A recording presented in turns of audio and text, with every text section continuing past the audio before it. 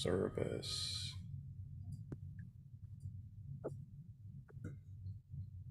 What an amazing day, I tell you. Man, I have so much fun doing this on Mondays. I have so much fun hanging out with you guys. I just can't imagine not doing this on a Monday. Okay, so it looks like we are live. I have so much fun doing this on Mondays. Uh-oh, somebody has their thing on. You gotta mute it. Everything muted, everything ready? All right, here we go. All right, welcome everybody. My name is Symons, also known as PPG Grandpa.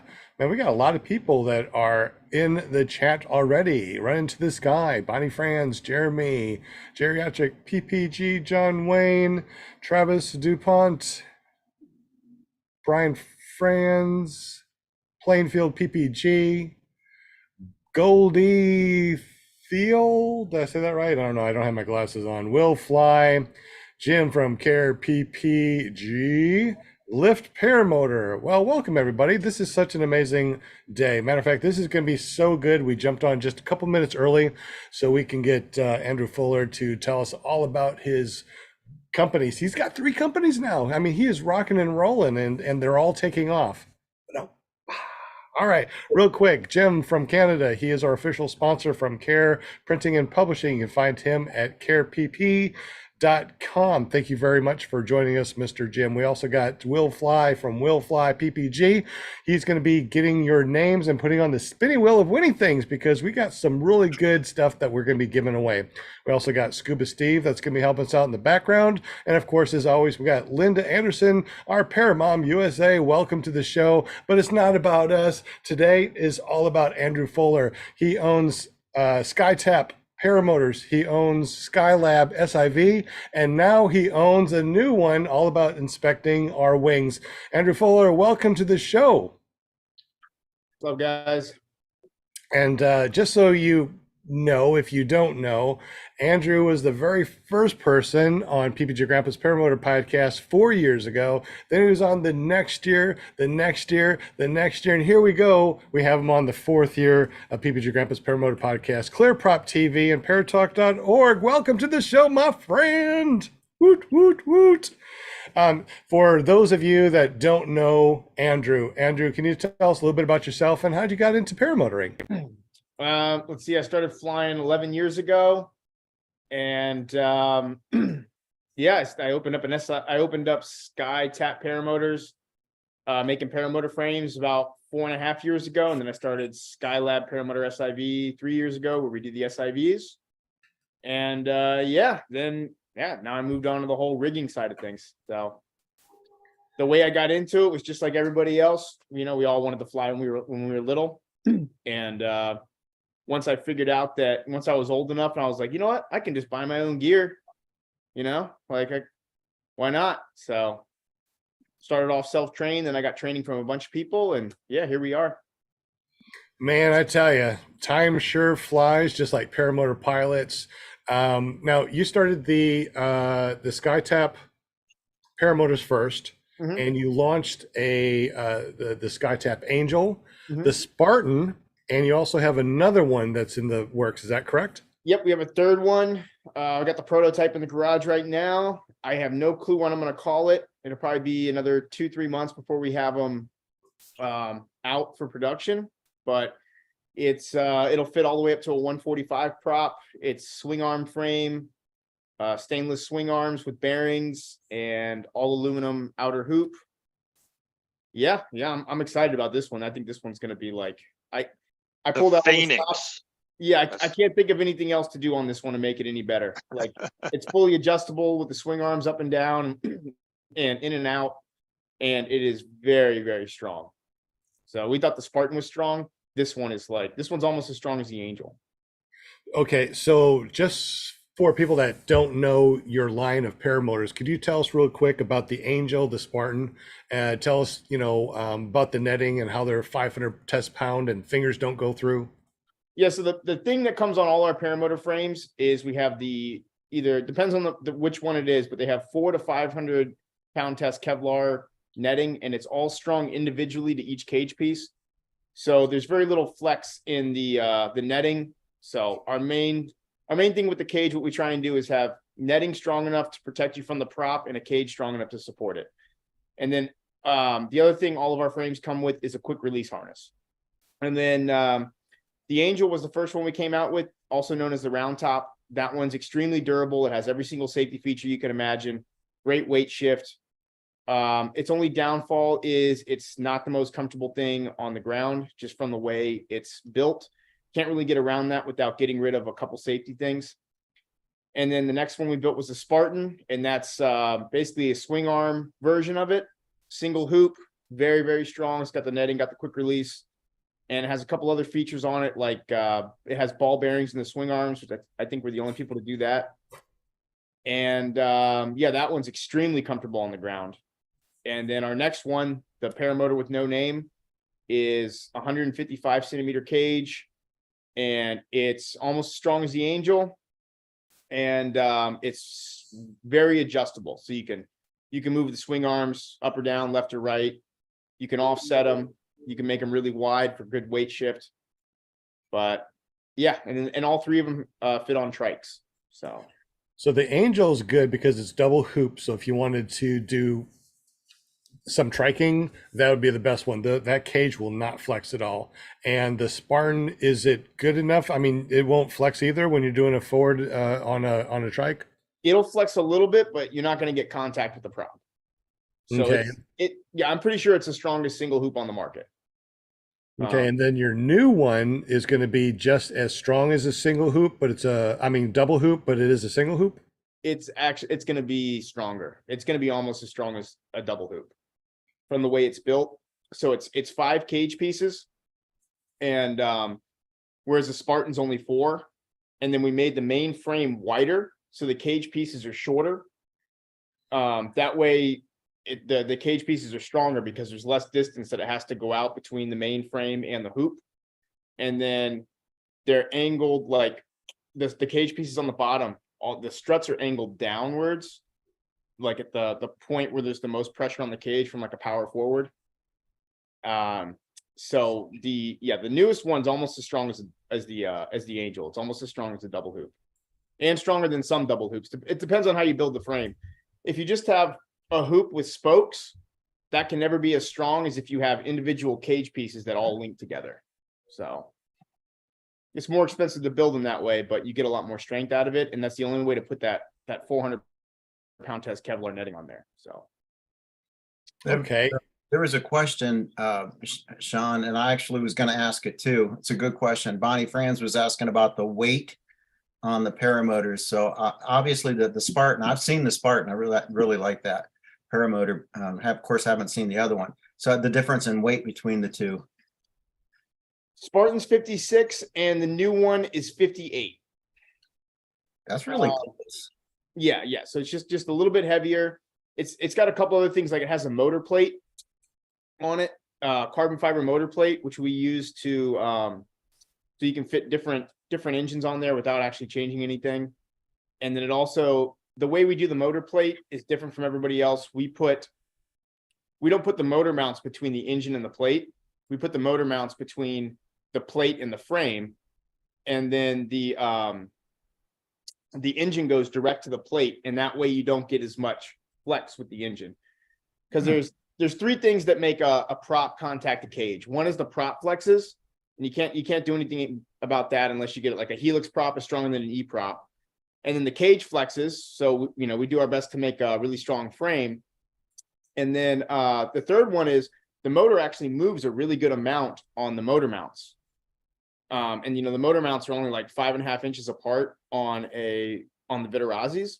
Mm-hmm. But what we do is we do the engine straight to the plate, and then the motor mounts go between the plate and the frame, and they're a lot wider. And that way it removes like 1.5 inches of actually like the motor flexing on the motor mounts. Interesting. Yeah. That's a good question. I can't believe 2 pounds. I mean, and it's going to be about as strong as the Angel. That's incredible. Yeah, and that's also with like when we weigh stuff, we include everything. Like we include the spacers for the swing arms. Like a lot of places when they measure like the weight, they take off like the pouches and the reserve pouch from the harness. They use lightweight carabiners. This is with the stainless steel carabiners, the reserve pouch on the harness, the side pocket on the harness. And then that's also with our 4.6 gallon fuel tank. So you can make it lighter. We have a harness that you can drop 2.5 pounds right away. An even lighter harness. So we can actually get that weight all the way down to 54 pounds. But like the way I fly it is 58. So, and that's also with the Helix prop. You gain 1.2 pounds with the Helix prop over an E prop. So you can get that weight like pretty far down. Yeah, you can trim it down, I guess. Yeah, you could really trim it down for the, for the numbers, but that's like when people call it, they end up getting the spacers, they end up getting the bigger fuel tank. So that's the way I advertise it, is pretty much the one you're going to get. So you also do SIV. So SIV stands for Simulated Incident in Flight. A lot of people have questions about, what is SIV? What do you do? Is it just for acro? Can you tell us a little bit about SIVs and what to expect if you do go to an SIV? Yeah, so it's not really built around acro, but you have to do an SIV and learn the stuff in an SIV to move on to acro. So usually what it is it's 3 phases of the course is set up in 3 phases. Phase 1 is your deflations, your frontals, your asymmetrics. And we do those are really safe. And that's kind of like to break the ice and get you used to your wing. And like a wing can have paperwork on it. It can have a certification, but until you see it and feel it on your own, you're not going to trust it as much. So we do that part. And then the second part is the negative stuff. So we do stalls, negative spins, and then we do like where you do a negative spin and you stall out of it. And that's where you're getting on like the more important stuff. And once we do the full stall, we'll teach you anything after that, because once you can full stall out of any mistake you make, or most mistakes that you'll make. And then the third part is the energy management. But once people hit the full stall, some people, they do the full stall and they're like, you know what, not too worried about the energy management stuff. I just want to master the full stall. So we get really into like trying to find deep stall and getting higher in tail slide and exiting slower and exiting smoother.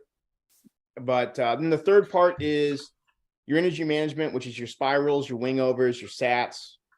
So once you get through that course, we have a lot of guys that end up coming back and they don't take another SIV and go do the course again. They come back and they work on stuff that's more specific, like doing helicopters or doing sats, stuff like that. So we've had guys come out, they do one SIV with us, and they come out for another class and they spend 3 days just doing stalls and trying to get the parachutal down.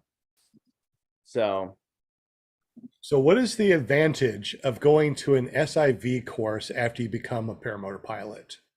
Oh, you learn how to deal with just about any situation you're going to encounter.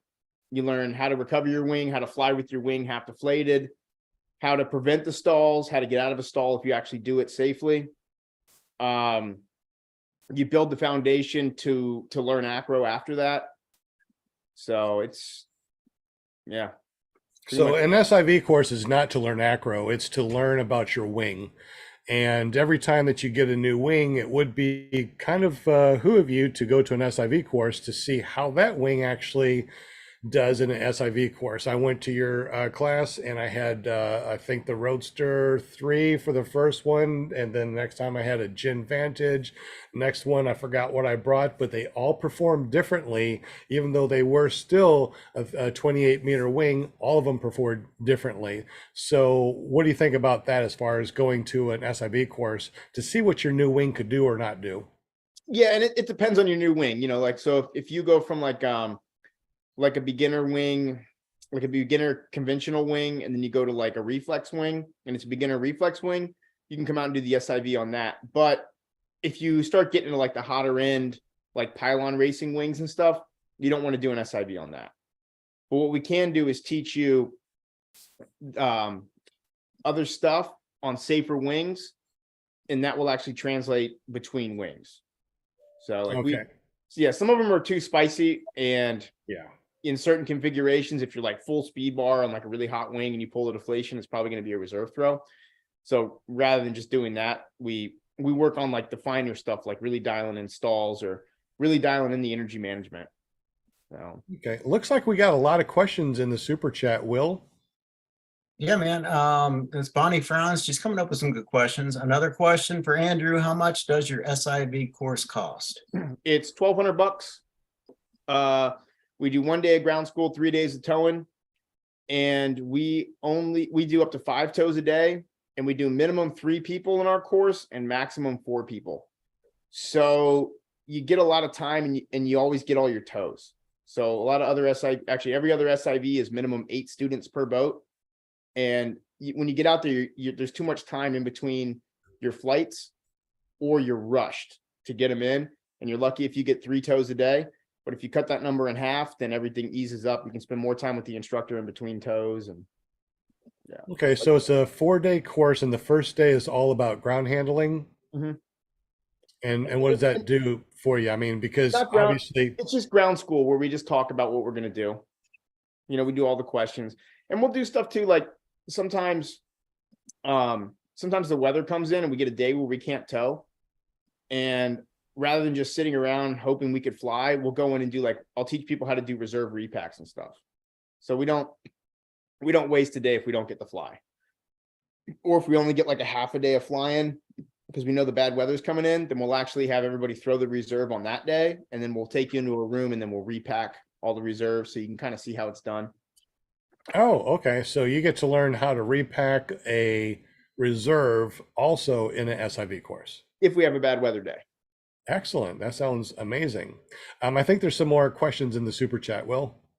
I wanted to ask you a question about the SIV. You ever get anybody who's afraid to go to an SIV, afraid to be there, scared of what could happen, or you know what I mean? I mean, the butterflies and. Oh yeah. Well, the first day, everybody's a little nervous.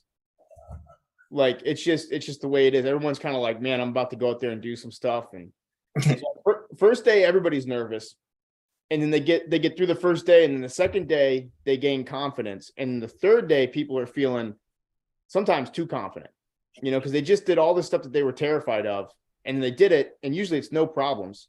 So they're like, well, shit, let's just keep going. Let's just, Like on the third day, like a lot, because we get a lot of tows, and we tow really high.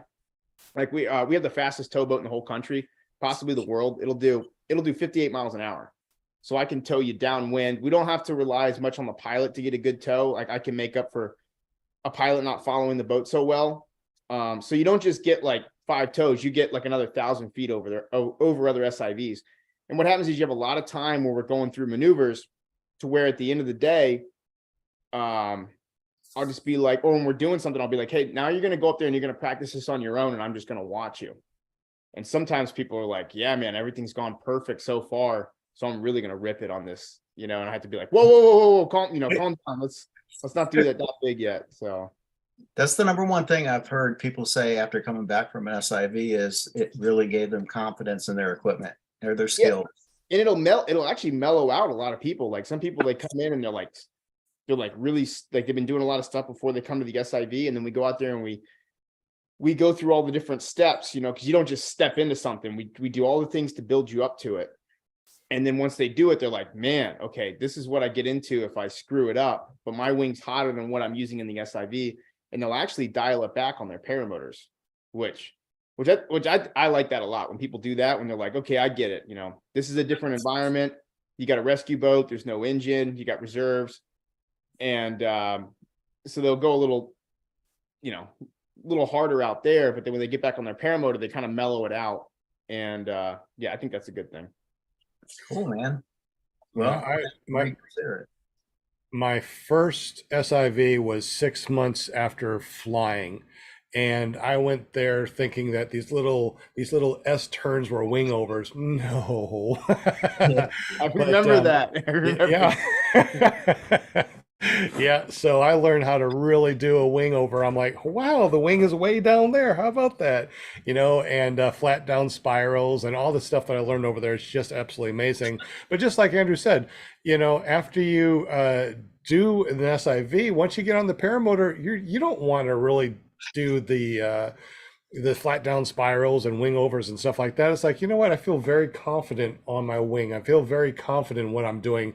I feel confident in my gear and this wing, knowing that if there is a collapse, it's just going to go poof right back out, and I'll be safe.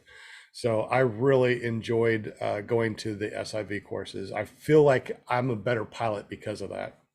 Oh yeah, yeah. I keep the free flight and the paramotoring is separate. It wasn't always that way. Like I learned a lot of acro on the paramotor, but once I got to the SIV scene, I was like, okay, paramotors, I'm gonna fly those like with the ground game, nice and low.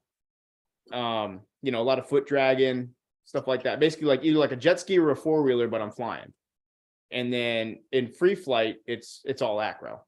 But I usually don't, I fly them the way I fly paramotor and PPG or PG and PPG is different. So. Agreed. In your opinion, I went to your class after 6 months of flying, but on average, what do you think would be a good amount of time for a student to be able to go from learning to fly and then going to an SIV course? I mean, we've had students come out after 12 flights and they got 12 flights in beginner training, and then they came out to our SIV and they did really well. I think if once you can like launch and land comfortably and you can kite reverse and forward and like you're confident when you go to launch, I think that's time to go check out an SIV. And then if you've been doing paramotoring for a while or paragliding for a while and you're serious about it, take an SIV. We had a guy come down and buy a frame. He was from Switzerland and he was telling me they have to get 65 flights for paragliding certification, 65 flights and an SIV before you're signed off in Switzerland. Wow. And I'm like, now that's training right there. Like we can't do that because there's too much time. You can't take off like 2 months or 6 weeks or whatever and do training. It's hard to just for people to take off 2 weeks and do training.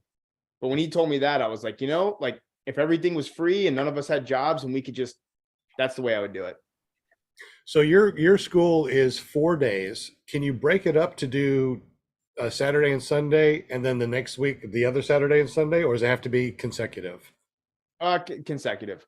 Okay. But you can come like once you do the SIV, you can come back and jump in on a class. So like, we do 3 or 4 people, but then once you know how to hook in your own tow bridles, you've already been out there, you're just out there like more for like the practice part of it. Then you come out and I run the class as normal, and then you jump in where there's space.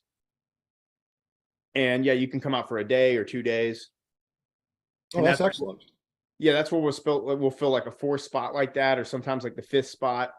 But like when they come back out, it's a little bit cheaper, but they're also like second in line behind the first time students.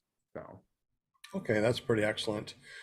So tonight you're going to be giving away something, and we're going to be giving away something. Did you want to talk about what you're going to be giving away right now? Repack. Okay, and what is that exactly? What are we talking about? Oh, you should get your reserve repacked every year. The more freshly it's repacked, the faster it opens. So yeah, whoever wins it, just ship me your thing and I'll hang it up. You let all the wrinkles get out, and then you pack her up nice and good and send her back. All you got to do is pay shipping. So let me ask you this. You just said that you should have it repacked every year. Mm-hmm. So let's say that somebody got a reserve and they didn't send it in that first year, and they didn't send it in the second year, they didn't send it in the third year. What would be the difference between 3 years of not repacked opposed to a freshly repacked reserve? What's the difference, do you think? Well, especially if it's a factory pack, it'll take a long time to open. So like you'll throw it, it'll come out, and it'll just be streamering behind you, and it takes a while for the wind to get in there. It's kind of like if you've had a certain laundry sitting in your drawer for like 3 years, and you pull that shirt out and it's just crisp. The same thing happens with the reserve, where all the material is so pressed together and it fits so tight together that it's hard for the air to get in there and actually open it up. And especially when they pack them from the factories, they pack them so perfect that everything's lined up with no wrinkles and they can actually stick together pretty good. And then if you have high humidity or it gets rained on, then that really makes them stick together. And when you repack it, it kind of shakes everything up and makes sure the material's not sticking to itself, and it'll open a lot faster. Okay, so you're giving away a free repack today. Since we're talking about repacking, you started a new company. So you did Paramotors, you do an SIV, and now you do something else. Tell us about your new company. I do glider inspections. Yeah, so I do the repacks, glider inspections, and glider lines. And yeah, another thing you should do every year, maybe not as necessary if you have a glider that's only a year old, but definitely like your second year, you want to get it inspected, see how much life is left on the canopy. So we test the porosity of the canopy, how well it holds air. We do ripstop tests to see how strong the fabric is. We take lines off and break them and make sure that they're within spec. And then we go through and patch up all the holes, make sure all the stitching's good, do the symmetry on the risers. So just check the whole thing out and then replace anything that needs it. So. Well, that's really awesome. So if I needed a wing to be checked and I send it to you, I would ship it to you. Mm-hmm. You would inspect it. You would sign off on it. But if it needed a line, you could redo the line. Mm-hmm. And patch holes. Anything else that you would be doing? Yeah, I mean, we check all the risers. Sometimes they fail line break tests. And then we'll, you have to pay extra for it, but we'll reline them for you. So put a whole new line set on there for free, or not for free, but put a whole new line set on there for you. And there's all kinds of stuff that you find on gliders. Things start coming unstitched in the risers. You'll find little things in the leading edge or the trailing edge that are starting to become unstitched, and we just, put them back together. So, Andy, do any of those lines ever stretch? yes, they all stretch or shrink. Depends. The A's usually stretch, especially on reflex wings, and the D's and C's shrink. Huh. And then, yes, and I then guess some all companies, the pressures on the A's, all the especially on the reflex wings. The reflex wings really get a lot of stretch. So it's really behoove you to get your lines inspected and your wing inspected every year, especially if you fly a lot. Yeah, I definitely like. We've been getting a lot of ones that are failing the line break test. The canopies last a lot longer than the lines. Usually, if a glider is over 4 years old, it's going to fail that line break test. Or if you fly it real hard, like for a couple of years, and you fly it hard, it's going to fail. Is there an hour equivalent to 4 years old, or what is? I'd say about maybe 150 to 200 hours. Depends. If you're flying, if it's like reflex wings, they take a lot more load on the A's. So like conventional wings, like the free flight ones, they last a lot longer because the weight is distributed along the lines a lot better. But the reflex ones, and it also depends, like if your trimmer's out, then you're putting a lot more pressure on those lines too. So a lot of it depends on how you fly it. Like you can get two wings, they're both the same age. They'll both hit the same on like if one of a high kiting wing, like they use it for a lot of kiting, not a lot of flying, then the canopy goes a lot faster. But if one is flown more aggressive by a more aggressive pilot, it'll fail a line break a lot faster. So what if we have like a line that breaks? If I call up you or get up with you, you do send out lines, and if you do, how much are those? $25 a line and $7 for shipping. Okay, excellent. I know that we talked a little bit about using PPG Grandpa. If you are wanting a line and you mentioned PPG Grandpa to Andrew Fuller, what can you do for us? $20 a line. So you get $5 off a line. And is that multiple lines? To say that I want, 5 different lines, is it $20 per line? Yep. Excellent. So if you need lines, make sure you get up with Andrew Fuller and tell him that PPG Grandpa sent you, and he will get you these lines for $5 off retail. Excellent. Thank you very much for that. Yeah. Stuff like lines, we usually get out in a day. And then inspections, we've been able to get all our inspections out in a week. So I don't like having like sewing stuff, anything that's related to rigging or sewing sitting around the shop too long. So like that stuff I take care of first. Same with like when we do the quick release harness conversions, or people come, they have like a harness that's starting to come apart, they need it stitched. All the sewing stuff we do very quickly. So Excellent. It is almost 7:30 and we got two giveaways, two big giveaways. We're going to be giving away a Vortex Aero travel mug or a chase cam absolutely for free. So if you want to be in this drawing, make sure you at Will Fly in the super chat, tell them that you want to be on the spinning wheel of winning things. We're going to be doing that in about 2 minutes. And we're also going to be giving away a free reserve repack for Andrew Fuller's new company. And what is the actual new company's name? it's paragliderinspection.com. Wow, that is amazing. Now that's a good .com. I'm kind of jelly on that one. That's a really good .com. We also have a lot of questions in the super chat, and Will Fly's been keeping that going over here. Will Fly, what's the next question that we have on the super chat? Next one is Tony Marzano wants to know how many people are worried about gators. We've only had one person that was nervous about, like, that was truly nervous about gators, and it didn't matter what I told him. He was sure that he was going to get targeted. Right.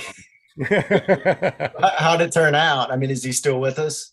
Oh yeah, man. He threw his reserve and he was out in the middle of the lake, and I come pulling up in the boat, and most people, they hit the water and then they forget about gators, right? They're like, so he's undoing his stuff, and he's kind of, as soon as I pull up in the boat, he just like he doesn't go around to the back of the boat and climb up on the back. No, he just comes right over the bow with all those shit on. Yeah, I was gonna say, man, you could like point behind him and say, "Holy," like something's coming up. When we first started the SIVs, I purchased one of those remote control gator heads. Oh yeah, but it came in from China and it didn't work. It didn't work with the damn. darn it. And yeah, so I'm gonna have to get me a good one to like come up and drop it in there and sneak up on him. But Yeah, that's awesome. Jim, did you want to? Yeah, sure. I was just thinking though, when I've been thinking about your SIV and going in with the gators, and I go water skiing up here, and even the northern pike, it's always in my mind. One of these things is going to come and bite my hand or my foot. I don't, but I'm going to I'm going to go in with the gators for sure. I'm looking forward to it. Tony's got another question though. He's wondering what kind of warranty comes with the Skytap Paramotors. I mean, if it's a manufacturer defect, then we warranty it. But it's a year on the Vitarazi on the motors. But if it's something that comes apart because like it was manufacturer defect, then we just warranty it. So Sounds good. There's JP sent us a video and I just watched it. I'd like to share it. Okay, That's cool with you. sure. If JP sent it to you, hopefully it's a good one. Yeah, no, I haven't watched it. I'm just gonna go live with it. We'll see. Let's see. Actually, that's the wrong one, isn't it?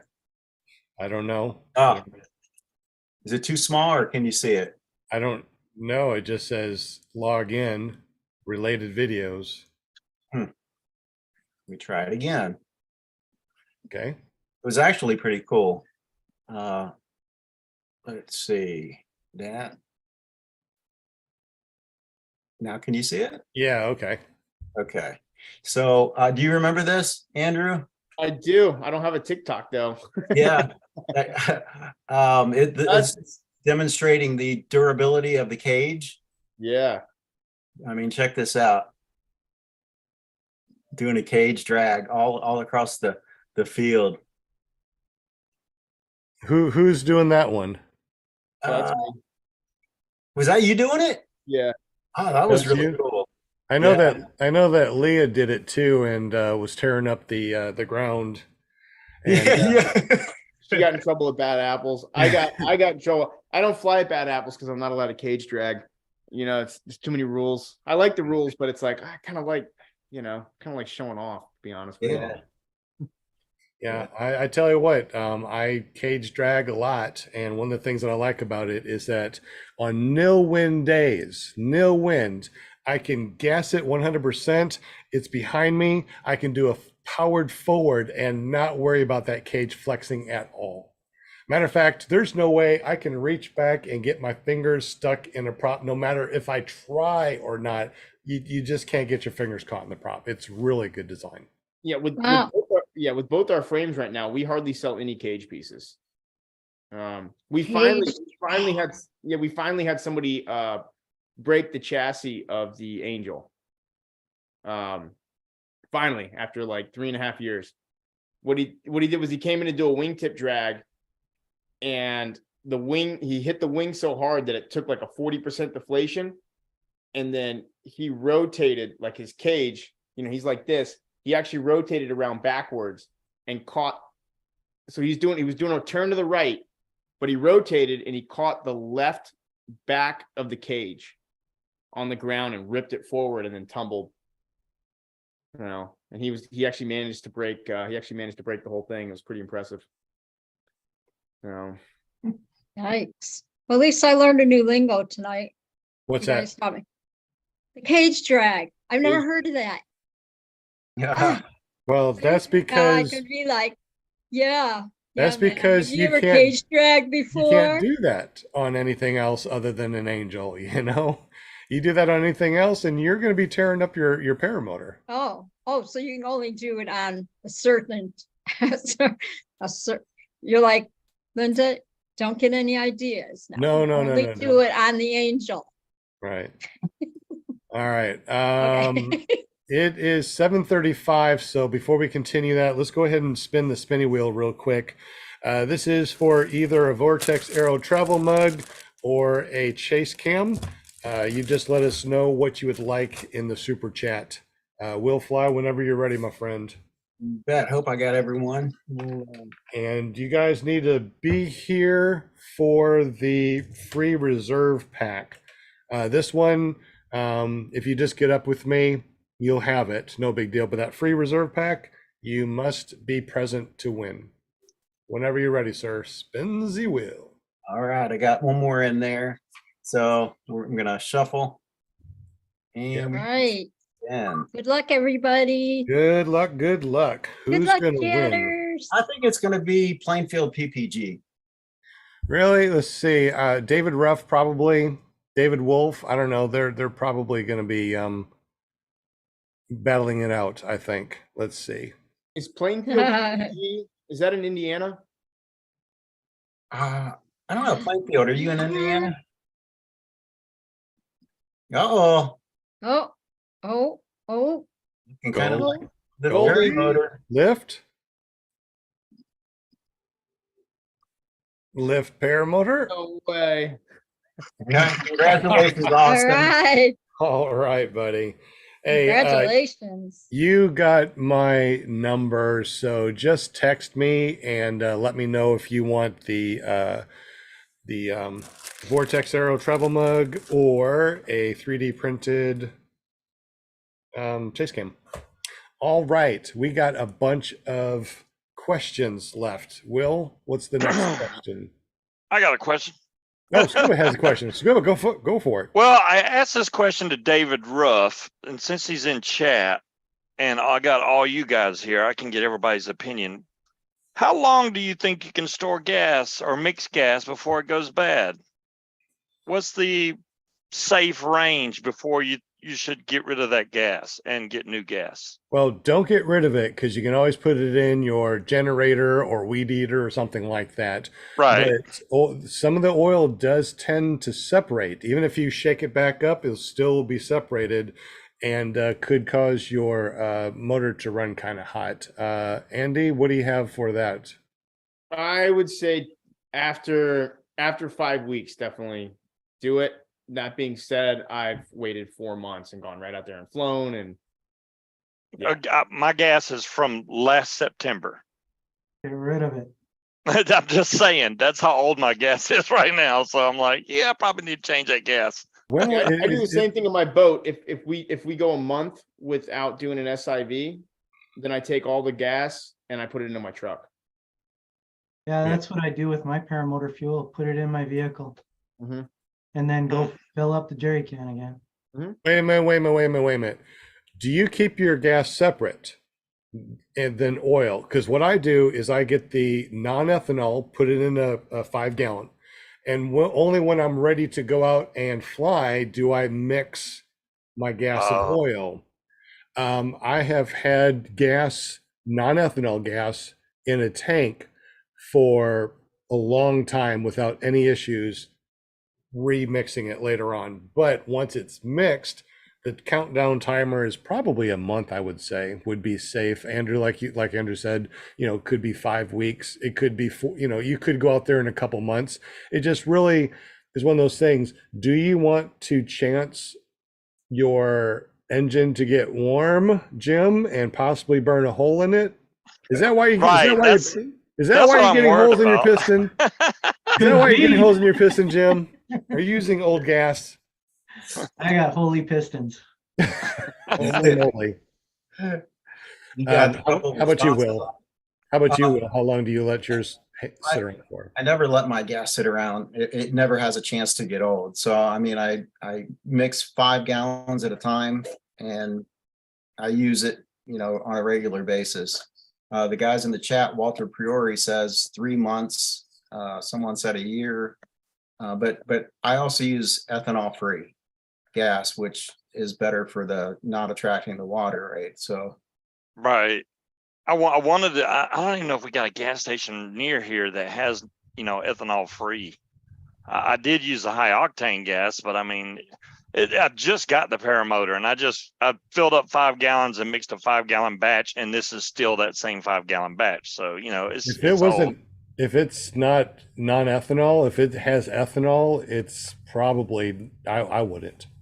Right. I mean, it'll still start, but I'm like, yeah, I don't think I should go fly with this. I'm gonna get new gas as soon as it gets a little warmer outside. Fresh tank. For Do you have sure. any other two-stroke things that you could use it for? I mean, all you got to do is pour it out to another, Yeah, I got a leaf 5 gallon. blower, a chainsaw, a There weed you go. eater. Yeah, I'm good to go on that. Yeah. I put it It's in. rough says you lose octane over time. Have you checked out the app Pure Gas? No. Yeah, it's a free app and it goes by your location and it'll point out all the gas stations that have ethanol free gas. Oh, that's cool. We're living in a small city over here in Conway, and we have both the Walmart that has the non-ethanol. We got Casey's that has non-ethanol. We have another gas station that has non-ethanol. I mean, it's all over the place, the non-ethanol. And it's only like 50 cents more, and it Right. lasts a lot better. Yeah, I mean, it lasts a lot longer in a 5-gallon jug before you mix it. Like I said, I still got some in there from last year, right? And I'm still going to use it because it hasn't been mixed. I think that, as far as ethanol free gas goes, it's been pretty easy to find in rural areas, easier to Right. find in rural areas than in, urban areas. So maybe that's because of the farmers or I don't know, but apparently enough people use it. I've never used it. I've never used avgas or ethanol free. I have heard that. Yeah, I've heard that. Someone else said that. Who said it? I don't remember. He said he's never ever used ethanol free gas. Yeah, I mean not once. Really, if you use it regularly and you just, you keep it going, I don't see the advantage of it myself, but Same with my boat. Like that's like forbidden in boats, and I've never put it in my boat, and that thing runs like a champ. So, It's just that it breaks down the carburetor, all the gaskets in the carburetor a lot faster. I can tell the difference between a carburetor that's run non-ethanol and ethanol. I can tell the difference. After a year of running non-ethanol, everything still works great. A machine that has run ethanol, all the everything is a lot more solid. It doesn't flex well. Things leak. So it's It's one of those things that if you're able to spend that extra couple bucks, it does make a difference, in the Not so much the longevity. extra, yeah, for me, it's not the extra couple bucks, it's the extra couple miles to drive, Mm. that's for the boat, it's about the money. For the paramotor, it's about driving to where you fill up your boat to get I'm like, no, drive that far. Gotcha. But, That's you know, interesting. we're getting away with it for like a decade, so it's Yeah. Good question. Anybody in the super chat, let us know if you use ethanol or non-ethanol. Do you use avgas? What is your favorite? And have you had any issues with the non-ethanol? All right, Will Fly, what's our next question for him? Jim, I think you got this one, don't you? The next question. Has anyone used the reflex glider at your SIV course, like the Spider or some B-rated wing? yeah, so the reflex wings will let you use those for like the first phase, which is asymmetrics and frontals and stuff. But then once we get onto the negative maneuvers, we go to conventional wings. And then if they're doing sats and stuff or wing overs, we learn all that stuff on our wings. And then once we know you're not going to spin it or go negative, you can go back to your reflex wing. So, What exactly does it mean to go negative? stalls, negative spins. Oh.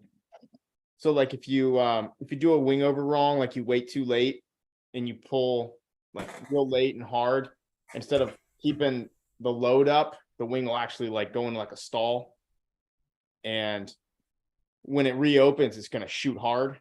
So the best way to get out of that is to stall it and then go to a tail slide and then exit.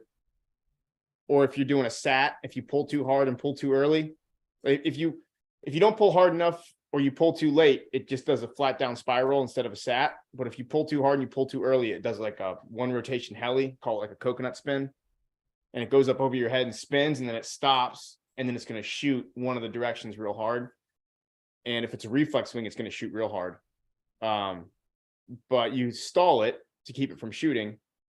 And then or by that time, a lot of people have that stuff figured out, and it'll go over their head, it'll spin. And they're able to recognize that it's not going to shoot, like they're ready for the surge, and they'll actually just catch the surge instead of stalling out. But that's an on the fly decision right there. Okay.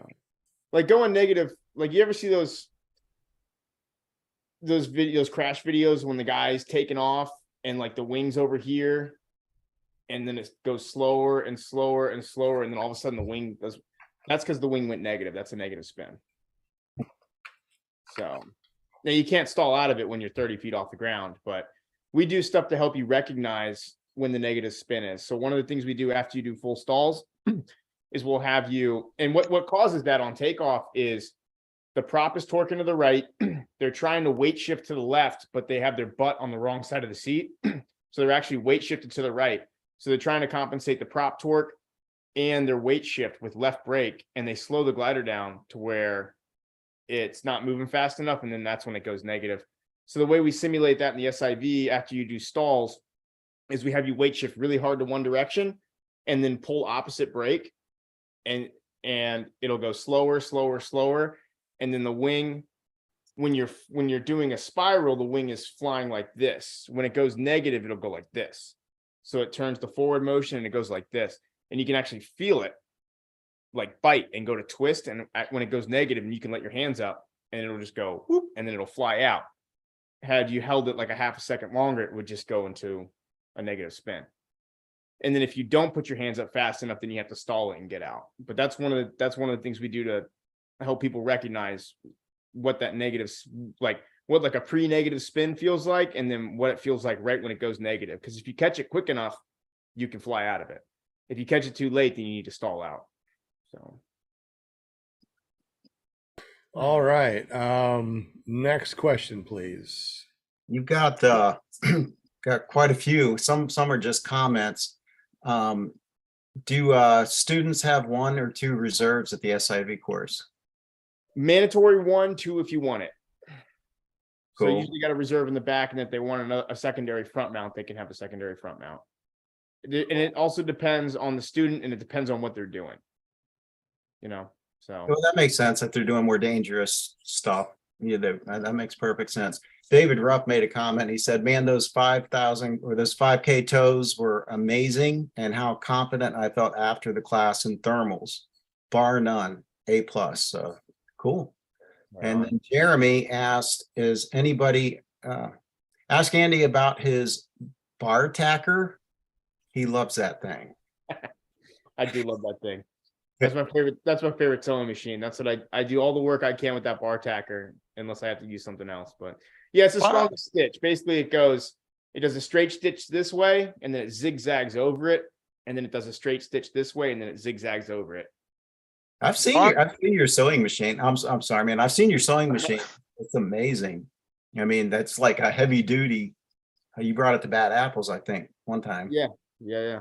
Bonnie asked earlier, what is the SAT? I mean, does SAT stand for something? Is that like sudden acro turn, or is it that's just the name?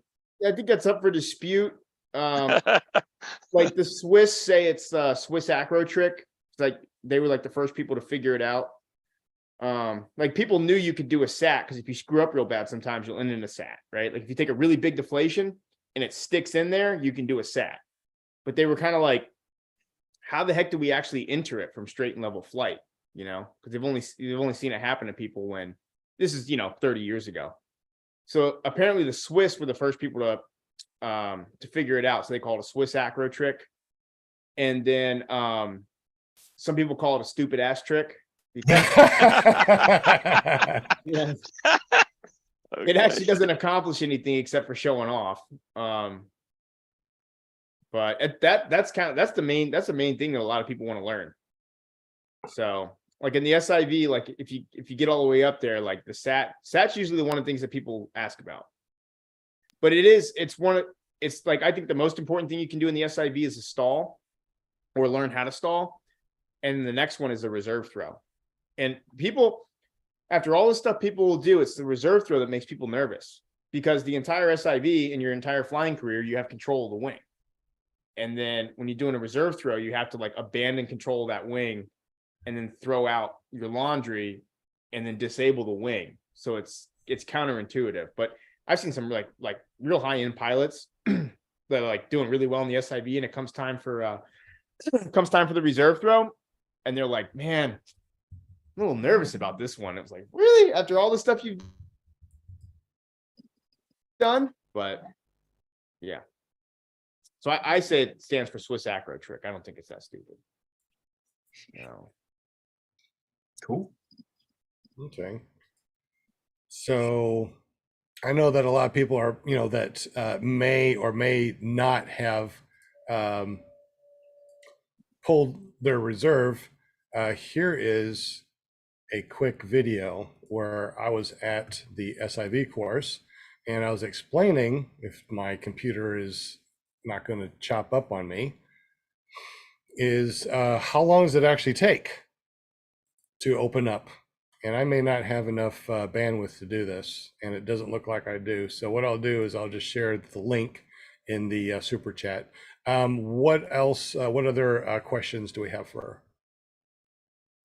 You've got David Wolf says, could you please ask Mr. Fuller what happens when he calls me from his cell phone? Oh man, I just did it again. Don't you back the island? Yeah, so I'm not sure if I accidentally put this in or if somebody else actually did this to my phone, because I have heard that there's another name in there that I haven't dialed yet.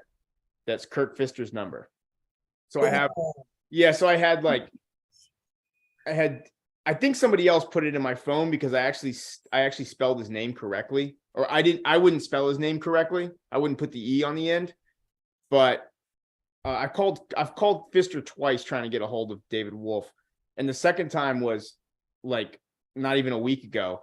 And I was being lazy. So I type in, David, and then it comes up, and then I check my messages to make sure it's the right one. Yeah. And this last time I was like, I just called it. And as soon as it rung, I hit the cancel button, and I was like, let me check the messages. And before I could even get into my messages, the phone rang back. He's like, who's this? And I'm like, oh shit. I'm like, is this Wolf or is this Fister? Because Wolf can do like a Kirk Fister impression. Right? And I'm sitting there like, so I'm like, is this Fister or Wolf? And he's like, what? And I'm like, oh man, is Dave messing with me? And then I was like, all right, look, man, I'm sorry. I just did. Then he's like, well, what do you want? And I'm like, nothing. I don't want anything, man. I'm just, I'm going to change your number to the correct name in my phone now, so this doesn't happen again. But yeah, I actually call Kirk Fister sometimes. Because he was, he was doing a fly-in like 4 years ago or 3 years ago or something. And like before that, he was like, if anybody has a frame that they want to bring up and have me do a comparison on, I'd be willing to do it. So that's how I had his number. I was like, I want you to do a comparison on my frame, which he never did. And I even like the one I was going to bring up there, like he doesn't like clutches. So I had one that didn't have a clutch. So I was kind of like, I think I got, it's lighter than what he's got. So I'm like, I think I got all my bases covered here. I really want to see him try and pick this thing apart.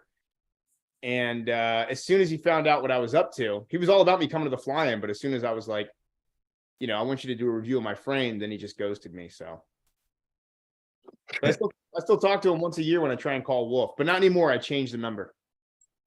Oh, That's man. hilarious. More questions, I assume. Yeah, Will? Mary, any other questions? Yeah, Plainfield PPG was wondering where is your SIV class held? It's in Lake Kissimmee and Tiger Lake, which is about 20 minutes outside of Lake Wales. How big is Tiger Lake? Tiger Lake isn't that big. I think it's a mile across and 2.5 miles long. And then Lake Kissimmee is like, I don't know, 20 miles across or something, 10 miles across. It's huge. We only use like 10% of the lake on Lake Kissimmee. So there's no excuse not to get a high as hell tow. Because if they're not high, you just keep going, just keep driving, just keep going further out. You don't run out of room. Nope, not on that lake. And the good thing about our boat being so fast is on the smaller lake, we can, like, the key is what's hard to do is to come and tow back downwind. So like a lot of boats, they can only go into the wind and they have to zigzag or run like an L-shaped pattern. And ours, if it's blowing under like 8 or 10 miles an hour, I can actually go out and then come all the way back in, and you get a really high tow, and then everything's like positioned perfectly. Then I'm rewinding the line like maybe 100 yards from where the next student's lining up. So Yeah, and a lot of people that don't fly very high, your first tow is probably going to go up to a mile, about 5,000 freaking feet, which is a lot higher than most paramotor people actually go fly. And when I went there the first time, I never really went more than 2,500 feet. So when I went out there for my first SIV, I doubled my height, and looking down was like, wow, I'm so high. yeah, and we get you there real fast too. It's like 8 minutes to get you all the way up. So it's climbing out way faster than your paramotor will do. But 8 guys, minutes? oh yeah, 8.5 minutes. Because I went to 5,000 on the hang glider, but it was being towed up, and it took a while to get up to 5,000 feet. Oh, That's yeah. crazy. Yeah, I kind of pride myself in like my towing. Like every tow, I'm like, come on. It's like a personal thing. I don't know, you ever seen that movie like Ford versus Ferrari, where the guy's chasing the perfect lap? Like that's what I think of. Like I'll come around on like the last turn, I'm coming in, and I've got like just enough line left to make it to the edge of the lake. And if I pull in and like the red line just starts coming out, I'm sitting there, I'm like, you know what? That was the perfect lap right there. Did it again. Well, you guys were asking earlier about people being scared. There's two people that really stuck out for me. One guy was like, I thought he was joking. He was like, I just want to do big ears. And I'm like, yeah, okay. I'm going to tell you everything, but we'll do that first. First tow, he went up, he did big ears, he landed. Everybody else went. We got back to him. I'm like, all right, man, suit up. And he was like, nope. That was all I wanted, man. I was dead serious. Big ears. That was all I wanted to do.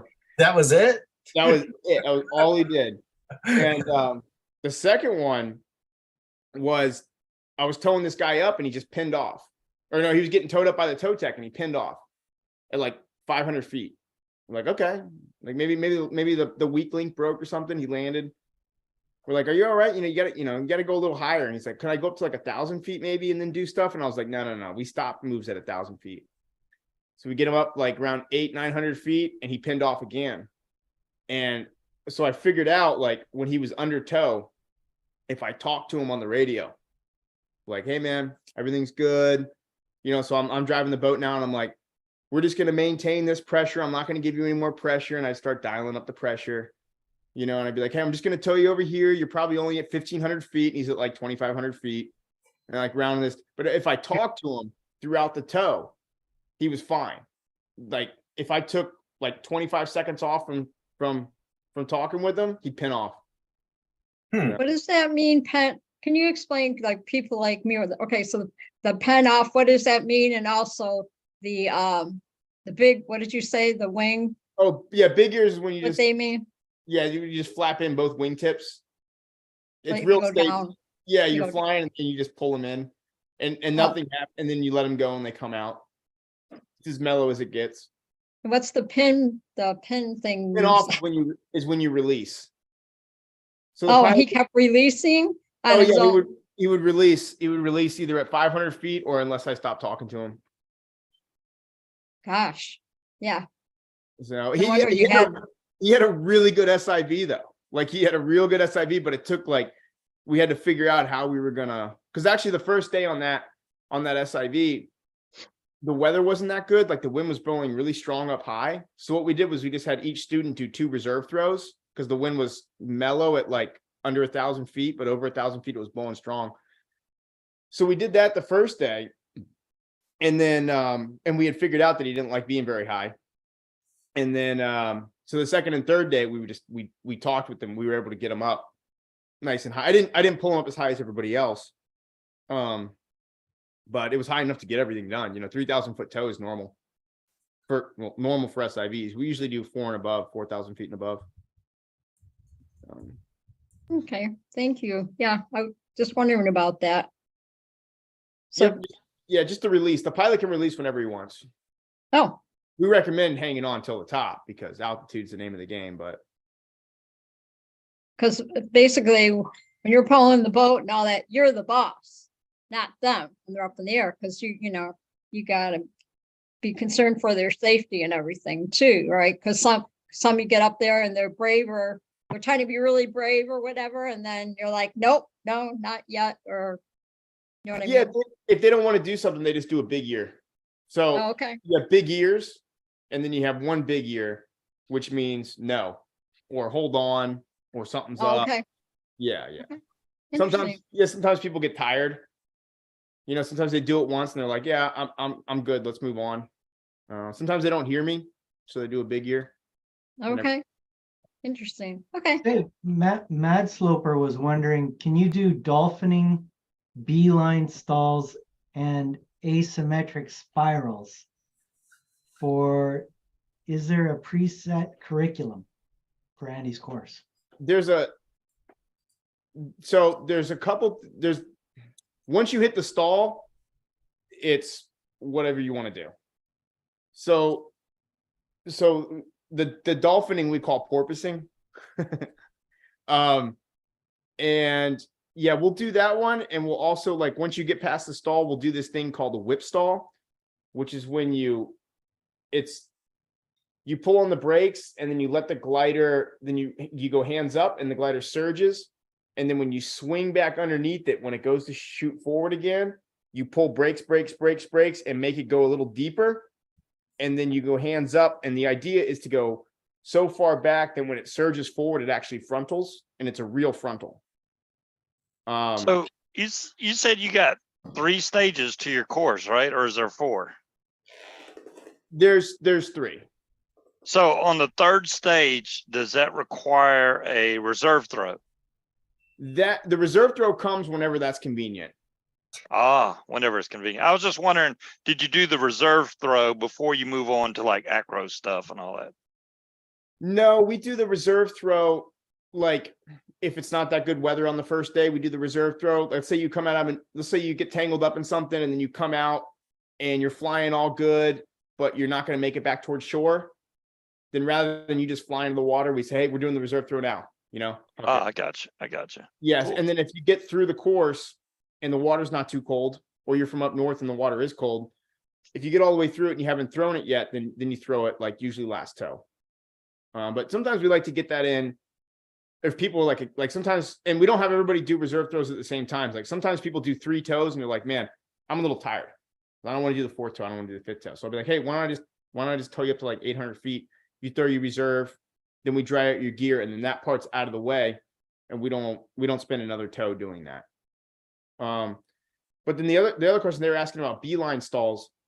We do beeline stalls and we do horseshoe, which is when you grab the you have your 3 A lines. If you grab the innermost, both innermost with one hand, and you actually climb up it, and the whole wing folds in on itself like this, and then it's a real smooth altitude descent technique. We do those 2. I don't recommend those as altitude descent techniques because it's not that good on the glider. But the reason we do those is to prepare for the stall. So your deflations, like your frontals and your asymmetrics, is one feeling.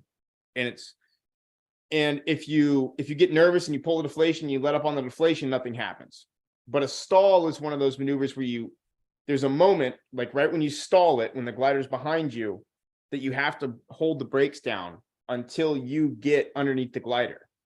And then if you let up, you're going to be okay. But there's a half a second area right there. Whereas if you don't hold it down, it'll shoot on you and you can jump over it. You can high five the glider. So the reason we do the beeline stall to make sure that you're going to listen and that you're not intimidated and that we're on the same page. Because the beeline stall, you reach up, you grab the bees, you pull those down, and then you hold them.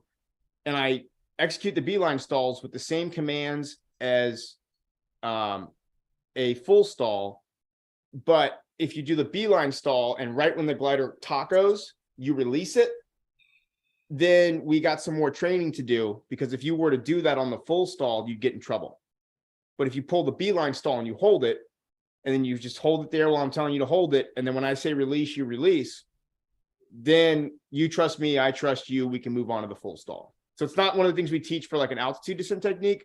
We teach it as like, there's no way to bridge from the asymmetrics and frontals to the negative maneuvers. In a perfect world, like if fear didn't exist, the first thing I would do in an SIV is tow you up. And if the gear dried instantly, the first thing I would do is tow you up and have you throw a reserve. Then the gear magically dries. And the next thing I would do is teach you how to full stall. And then we would do the rest of the course the way it was kind of laid out. But the full stall is too intimidating. So you have to do the first phase to make sure everybody's on the same page and make sure all the commands are working. And then even that's not enough. Then we do like the beeline and the horseshoe on one toe just to kind of prep you for it and make sure that everything's lining up. So I saw when Sean was trying to do his stall, was he just weak, or because he was trying to pull the bees down, he was the whole video. So for those of you that don't know, the story behind this is that at the end of 2017, I had heart surgery and a stroke as a complication. I was getting better over the course of 2018, and then 2019 is when I learned how to fly and I went to do his SIV. So I was still weak everywhere because of the stroke thing. But now going over there, it's like, no problem. I can do pull-ups on it. So it was just, I was still weak because of the stroke thingy. But yeah, it's still difficult. I mean, you don't know. It's really hard for you to imagine how much tension are on those lines. And when you try to do your first,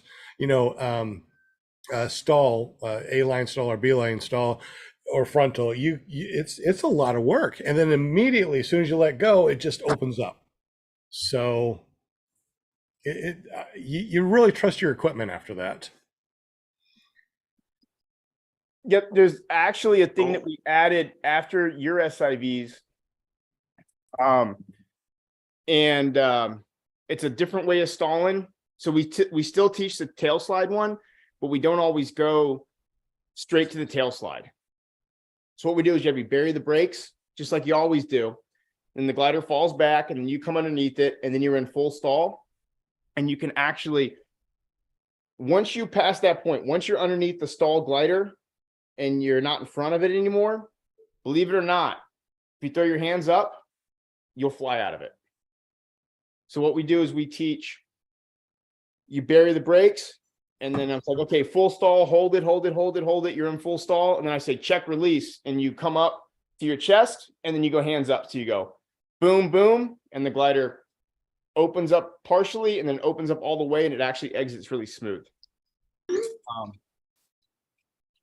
But yeah, we actually started doing that way after you came down, because it was like, it's really like, it can be hard to hold those brakes down, you know, and if it's jerking on you and there's no way for you to communicate to me mid stall that like, hey man, I don't think I can pull this tail slide thingy off. Right.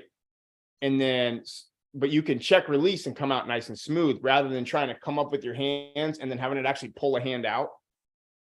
So Yeah, I've never felt so destroyed after the SIV course. I mean, I know that I could have still went up, you know, I mean, we went what 3, 4, or 5 times or whatever. At the very end of the day, you know, he said, "Hey, come on up, let's go do another tow." And I'm like, man, everything's cramped up. I'm so sore. I don't have any more energy. And it seems like a lot of people are like that at the end of the day. It's like you have time to go do another tow, but you're just wore out. yeah. And then like times like that, like, you know, if you're only 3 toes in and you're exhausted, that's when we'll do like a reserve throw.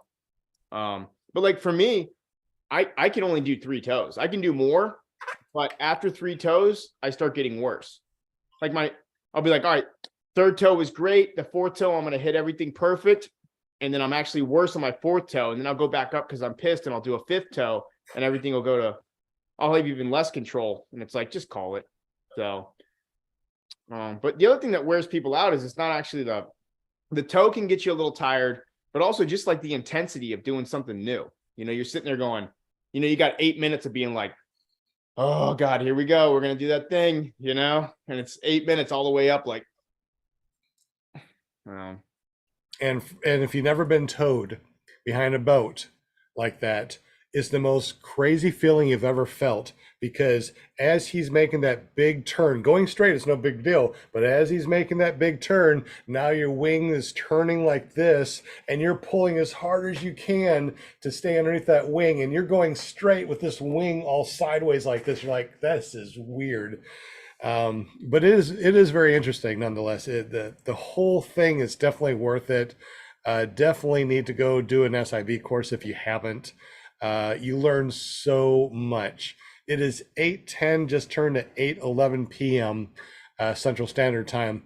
So let's go ahead and do that spin for a free reserve pack. And we will continue this interview after the spin, because man, you still learn so much, and still haven't even talked to you much about your new business. It's all about the SIV, which is really awesome. So whenever you're ready, Mr. Will, we'll go ahead and do a spin, and this is for the free reserve pack. If you don't have a reserve, can they use it later on? Can they just hold on to that free reserve pack until they get a reserve? well, if they don't have a reserve, they should buy one immediately and then send it to me a year later. Yeah. Gotta fly with the reserve. Yeah. Excellent.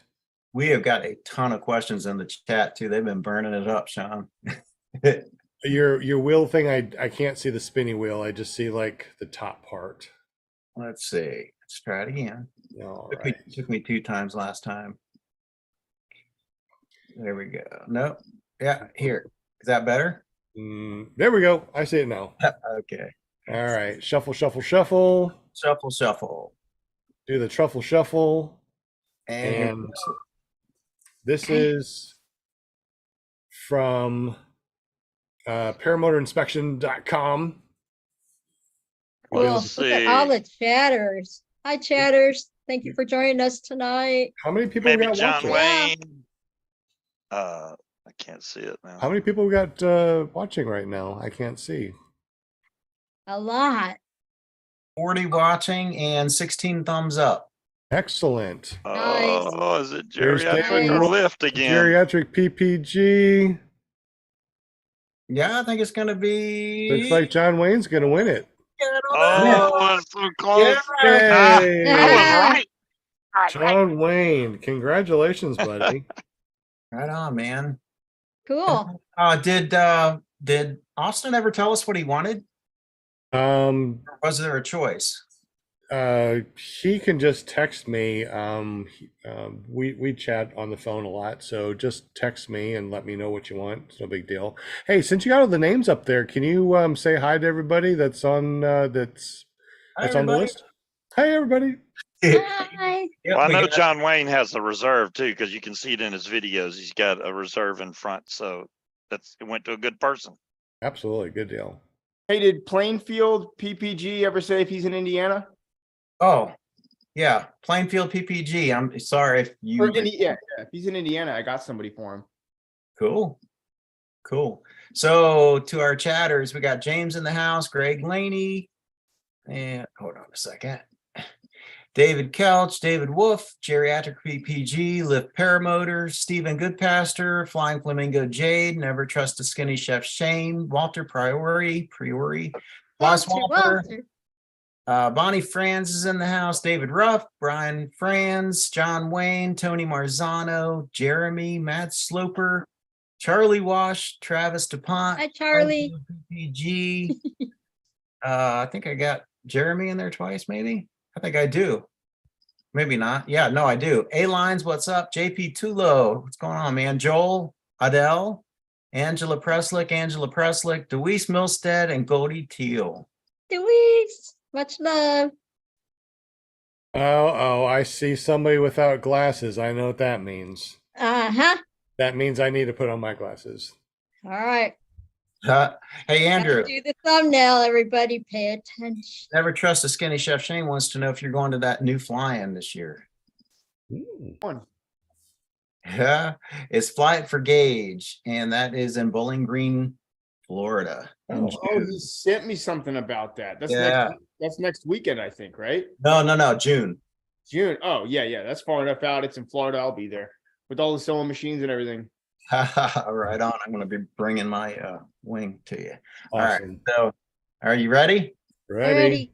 1, 2, 3. We got it. Excellent day. Thank you. Linda takes off her glasses. I got to put on my glasses. Andy, See- are you gonna be going See how out to you see Arizona who or the California? PR is here, right, Andy? You see who runs the show. You know what I'm saying?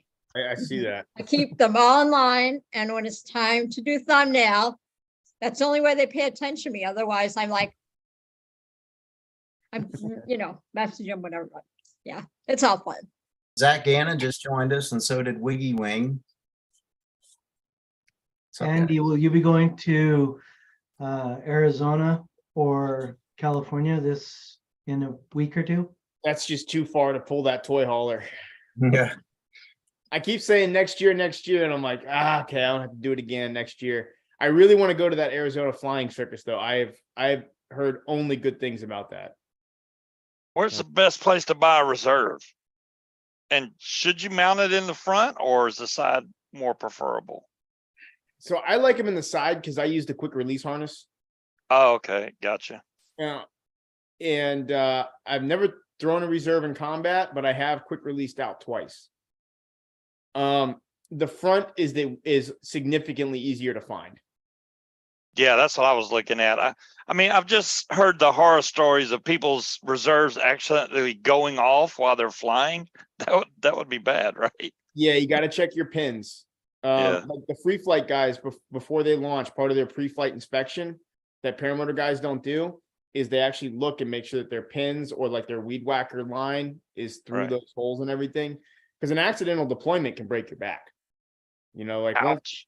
because if it accidentally deploys, it's going to do it when you're right after you take off, usually. So I know a couple people that's happened to, but I prefer it on the side. But and that's like the front mount one is a lot easier to find, and it's actually easier to throw. The way I throw the front mount ones is I grab it and I pull, and then when it breaks out, I just in one motion throw it. So it's actually faster too. And with it being in front, you have two hands. You can grab it this one and throw, or this one and throw. If you got one only on the left side and maybe you're all tangled up and you can't reach down, then how are you going to really get to it? So if you're going to have a side mount, get one on each. I personally like the front mount because I fly many different paramotors, and it's just easy for me to grab my reserve and put it on anything that I fly. Yeah, you can That's- still get out. Like, yeah, we had a guy with one of our quick release harnesses, and he went into the water and he had a front mount, and he just reached underneath the front mount and pulled his release and got out. But it's also, you know, I care a lot about convenience, and the front mount's just one more thing to hook in. You know, like I really like to just get in my paramotor and go thing. You know, so especially with the quick release, I can get in really quickly. You know, it's just as fast in as it is out. So I really like that, like pop, pop, pop, pop, start the motor, get up and launch it. You know, I almost try and launch fast just because I think it's so cool that we can launch so fast. Well, you also been flying for an awful long time too, so you know how to do that. New pilots probably shouldn't go very fast. Do your checklist and be very cautious and careful. Yeah, well, I should probably say when I set everything up, like I said, I don't usually walk out there with my paramotor on my back and then hook into my paraglider. I usually walk my paramotor out first while it's warming up, and then I bring out the paraglider, and then I hook everything up, and then I get in and everything's hooked up. Then I just get in and then go. I do too, and it's really awesome to have a machine that does it in the Skytap Angel. That's one that you can pull out there on its skids, clip it all in and stuff, look around, and when you are ready, then you sit down, clip in, and then you stand up and go. Matter of fact, I've done a lot of videos to show that I don't have the weight of a paramotor on my back, but for a maximum of 60 seconds. Once I lay out my wing, I clip into the paramotor, then I sit down in the paramotor, lean forward, start it up, make sure I get on my checklist, stand up, ready to go. I take off, and it's on my shoulders less than 60 seconds. Yeah, I think another reason, like I do that, you probably do that too, is for like, I don't like to break a sweat before I fly. If I have to hike if the last thing I do is hike my paramotor out, you know, like 100 yards across the field, then I break a sweat and then I start flying around at 40 miles an hour. And if it's a little colder, then I get cold. So it's like, I like to be in like the same heart rate and like, you know, perspiration, I guess, on the ground as when I'm flying. So like, I'll take my time getting my stuff out there to the field, but when it's go time, it's go time. So, but And yeah, that's why I like the light trikes too. You don't have to have anything on your back. You just sit down and it's very comfortable. yeah. Oh yeah. So it sounds like it's a no-win situation because you're afraid of your reserve deploying, and then when you throw it, you're afraid that it's not going to open. So I mean, it's like you can't win with these things. But I mean, it's David Wolf was talking about the guy who, you know, he just threw it. It opened at his reserve opened at the very last second and saved his life. That was, I can't remember where I saw that video, but it was not too long ago. So he's saying, yeah, throw it no matter what, even if you're low, because you never know. Yeah, I think he's talking about the video. I just posted one a couple months ago where a guy was like 35 feet off the ground and he threw it and it was open by the time he was 25 feet off the ground. Yeah, and there was another one where the guy threw at least two reserves, and the first reserve didn't open, and the second reserve, he might have even thrown three reserves. The third one finally opened. Yeah, second one he pulled up. Yeah. I mean, that was just like, that's some hairy stuff. You know, when you're doing the stalls in the SIV, does it ever get to the point where it feels like you're free falling? No. It So never. there's right. So it's like brakes, and then the glider goes whoop. And then from here to here, and as soon as it happens, it's over. You feel slightly weightless. You're not weightless, but you feel it from here to here, and that's it. And then when you're in full stall, so we have them hold it in full stall and hold it for like to desensitize them. Because at first they're like, holy crap, and it's bucking. And then you're like, you're in full stall, relax. And they're kind of like, oh yeah, everything's good. And you're coming down at like the same speed as you are under a reserve throw when you're in like, so there's just the initial whoop, and then you're just coming down. So I remember and I've had people tell me this too, but I remember when I did my first full stalls like 6 years ago, I remember I was in full stall and I felt after I stalled it, I was like, I feel good. And the instructor's like, start bringing your hands up. And I'm like, but this is good. Like if you were to hit the water in a full stall, it's very slow. Like if you're really low, like if you're truly too low to throw your reserve and the glider's negative and you're in full stall, then just ride the full stall on the ground. That's going to be safer than letting it up and letting it shoot and then throwing your reserve. So, and then tail slide's way slower than a reserve throw because you actually have some forward movement. It's actually not forward movement, it's backwards. So, I mean, you're coming down really slow in tail slide. And if you get that tail slide really high up, you're almost not losing altitude. Like you can get all the way to where you're in parachutal, which is when the wings open but not flying. And it's hard to maintain it there, but you're coming down like extremely slow, probably like maybe 2 meters a second. If you're in a good tail slide. And most reserves are 5.5 meters a second. Yeah, unless if you get anything steerable, because they have forward motion, you can get that down to like 3.5. Yeah, and I got a beamer and it's steerable, and you can also flare at the very end. So when you're going down, you're going to go down and touch down lightly like a butterfly. And that's what Grandpa wants. I don't want to be landing at 5.5 meters a second. What is that? 12 feet a second? That's like jumping off a house. I don't want to do that. Yeah, it's like 17 feet a second. It's 16 and a half feet per second. It's all in but there's a new reserve out called the Cortel design, and it's a square steerable. And so it has like a 1.5 glide ratio. So it just moves forward just enough to give you a little bit of forward motion to cut your glide down to like 3.6 meters a second. And what was this called again? I want to write this down and figure this one out. What is it called? Cortel design. Is that a C or K? I think it's a K actually. Is it? And then it's barely steerable. So like if a reserve is too steerable, sometimes that can get you into trouble. This one's just enough to like maneuver yourself away from that thing you don't want to hit, and it has just enough forward movement to drop to make your sink rate really low. Whereas like a beamer has a lot more glide, which can be really good. Like if it comes out, it's not twisted, everything's working great, that's ideal. If it comes out and it's twisted and it starts heading off the direction you don't want to go, you're gonna go there a little faster. But a lot of times when like the beamer threes, if they come out twisted, a lot of times you just fly in a circle. So, which is okay, because the idea is to hit where you want. Oh, here we go.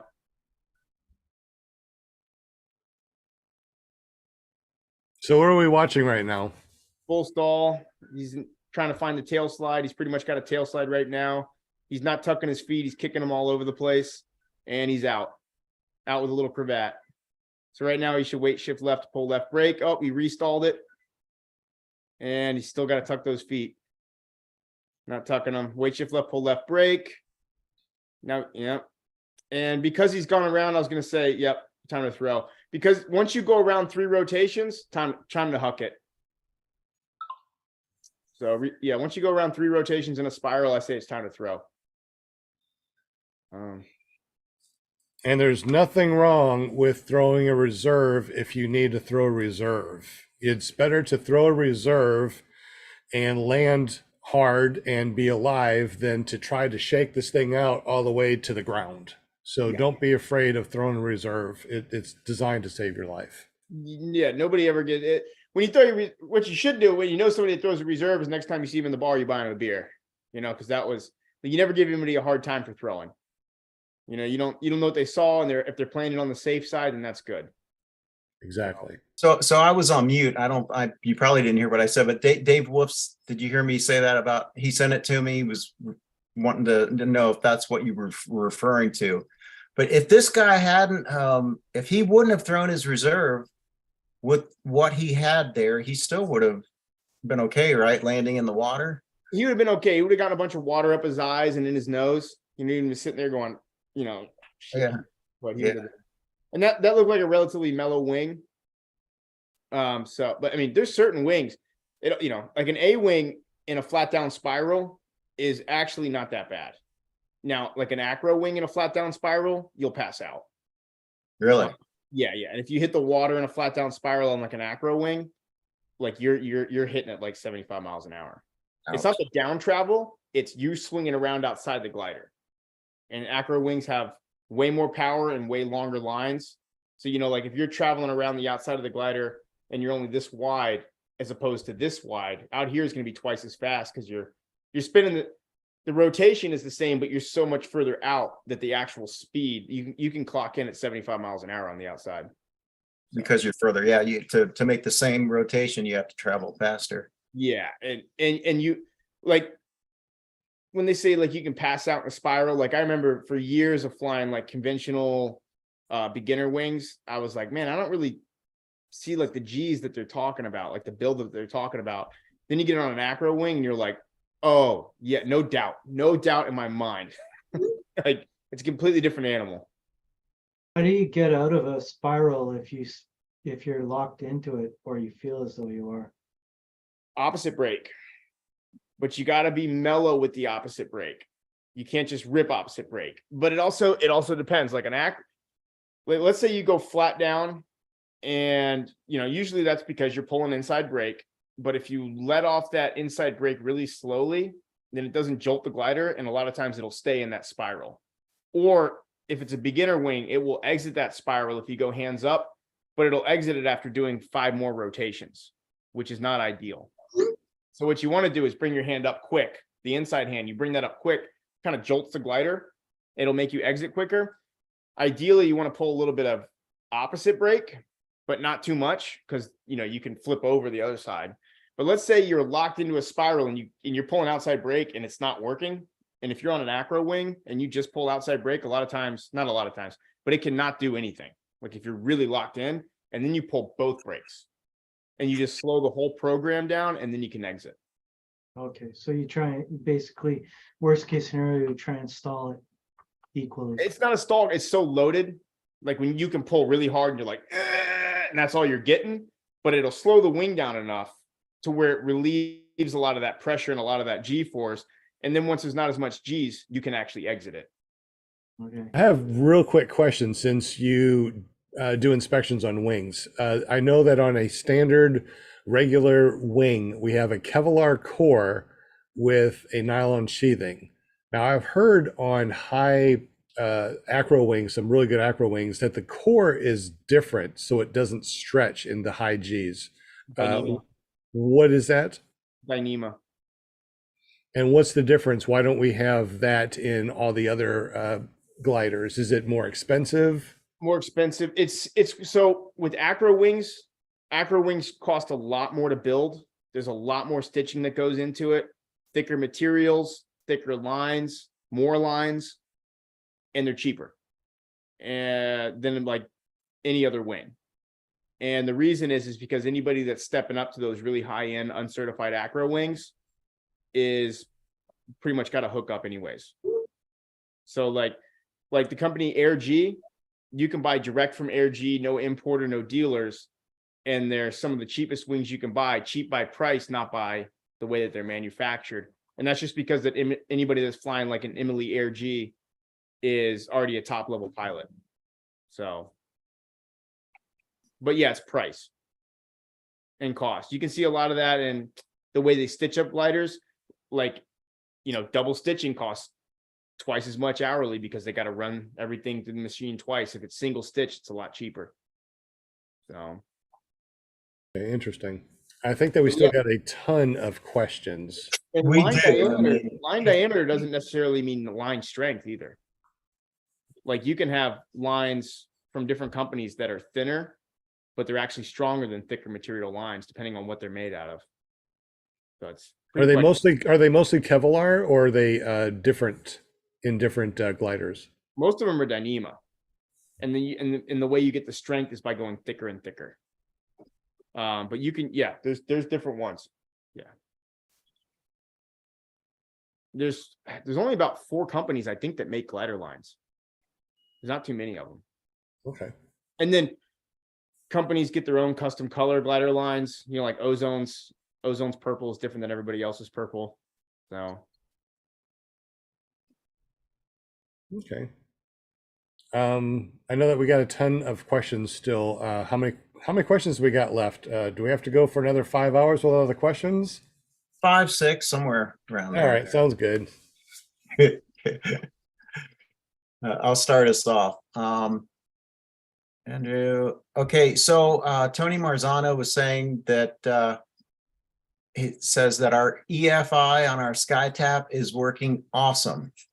So he's real happy with that.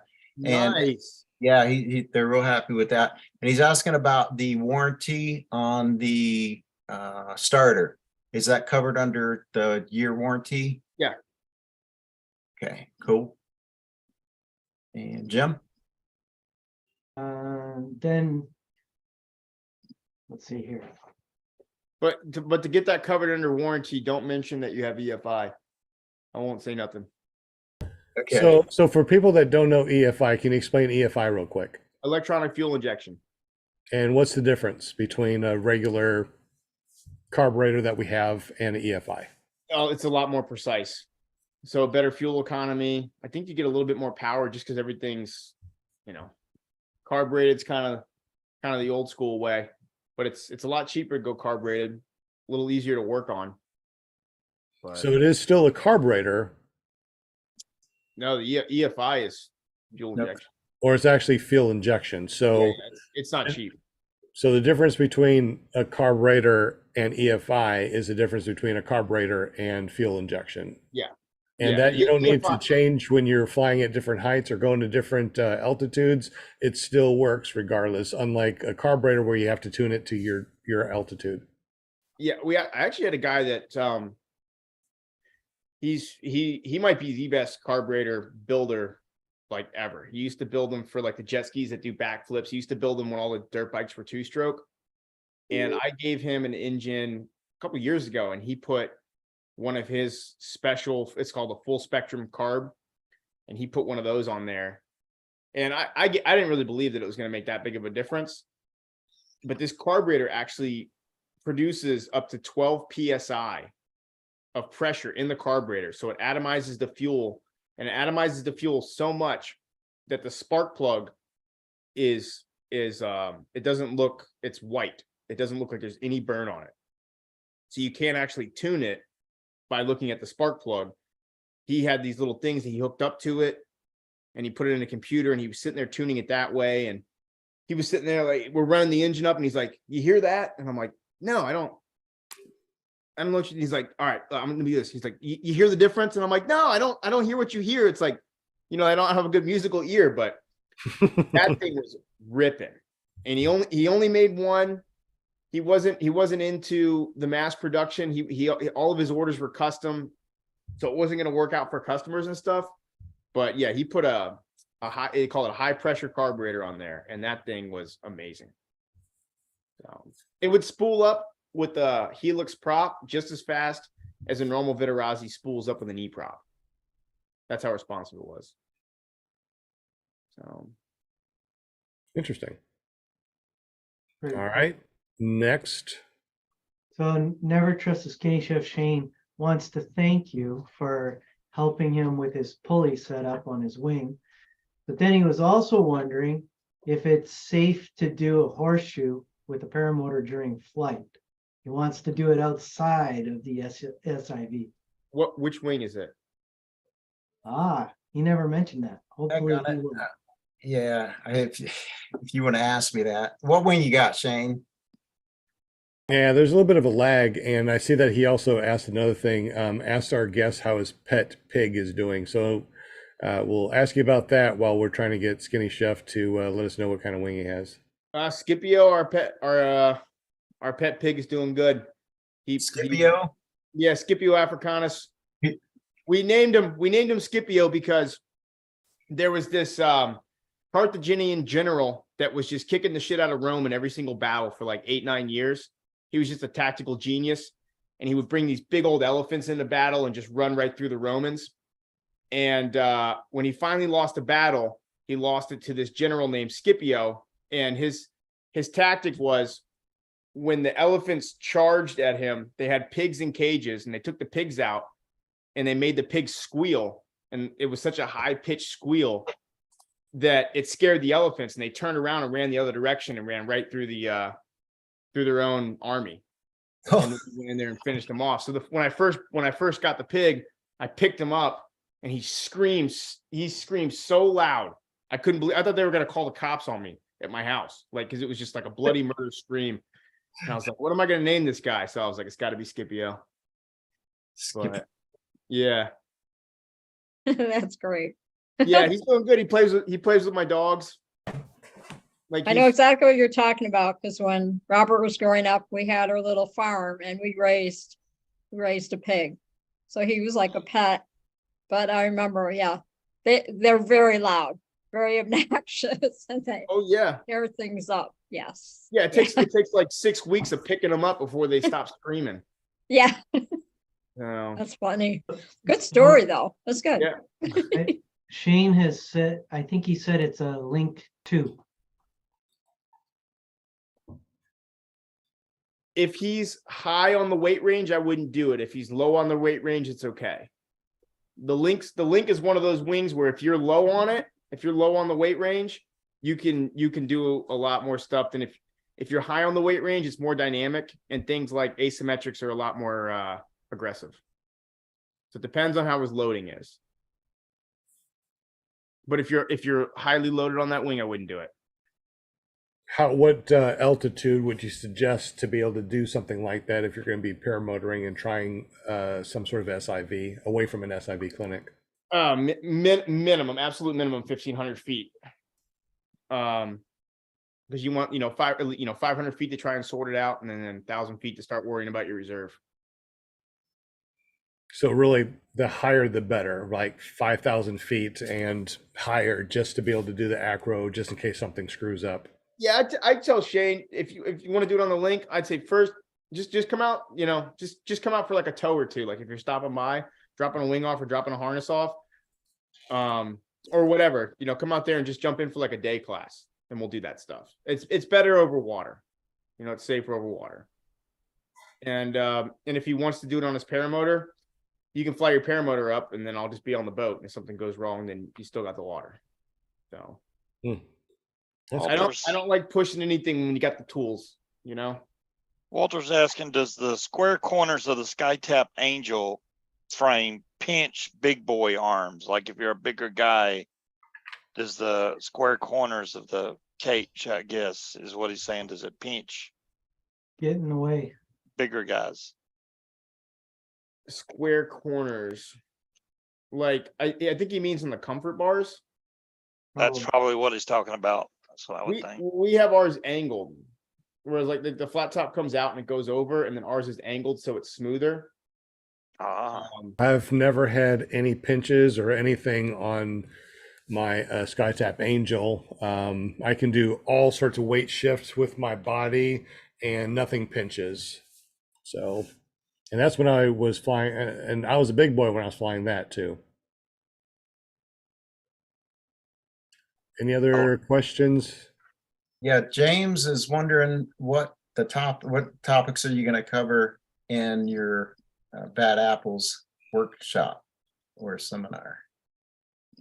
I'm gonna go over a lot about like the things to avoid, like such as negative spins or getting out of spirals. I'm gonna go over a lot on like how and where to throw your reserve. Like like some people throw down, I like to throw up and out. I have a little bit different method of throwing my reserve, so yeah, just Cool. Is there a difference? It was a lot of good information last year. yeah, kind of like the highlights of like the ground schools, what I'll go over. Like the things that are you're most likely to encounter. Is there a difference in throwing a reserve if you are free flying or if you have a cage behind you? Free flying, you can get a little bit more. You can drop it back behind you a little bit more and throw it. So yeah, you can throw a little further and easier without a cage. Why doesn't all paramotors come with a quick release harness? That's what I want to know. I mean, if drowning is the #1 cause for paramotor pilots that go down in water, then why don't all of them have quick release harness? Man, you know, I got my suspicions as why that is. I think it's personal. Between Dell's the first person to put a quick release on a frame. And there's a lot of things that people don't want to do because that's admitting that he was right.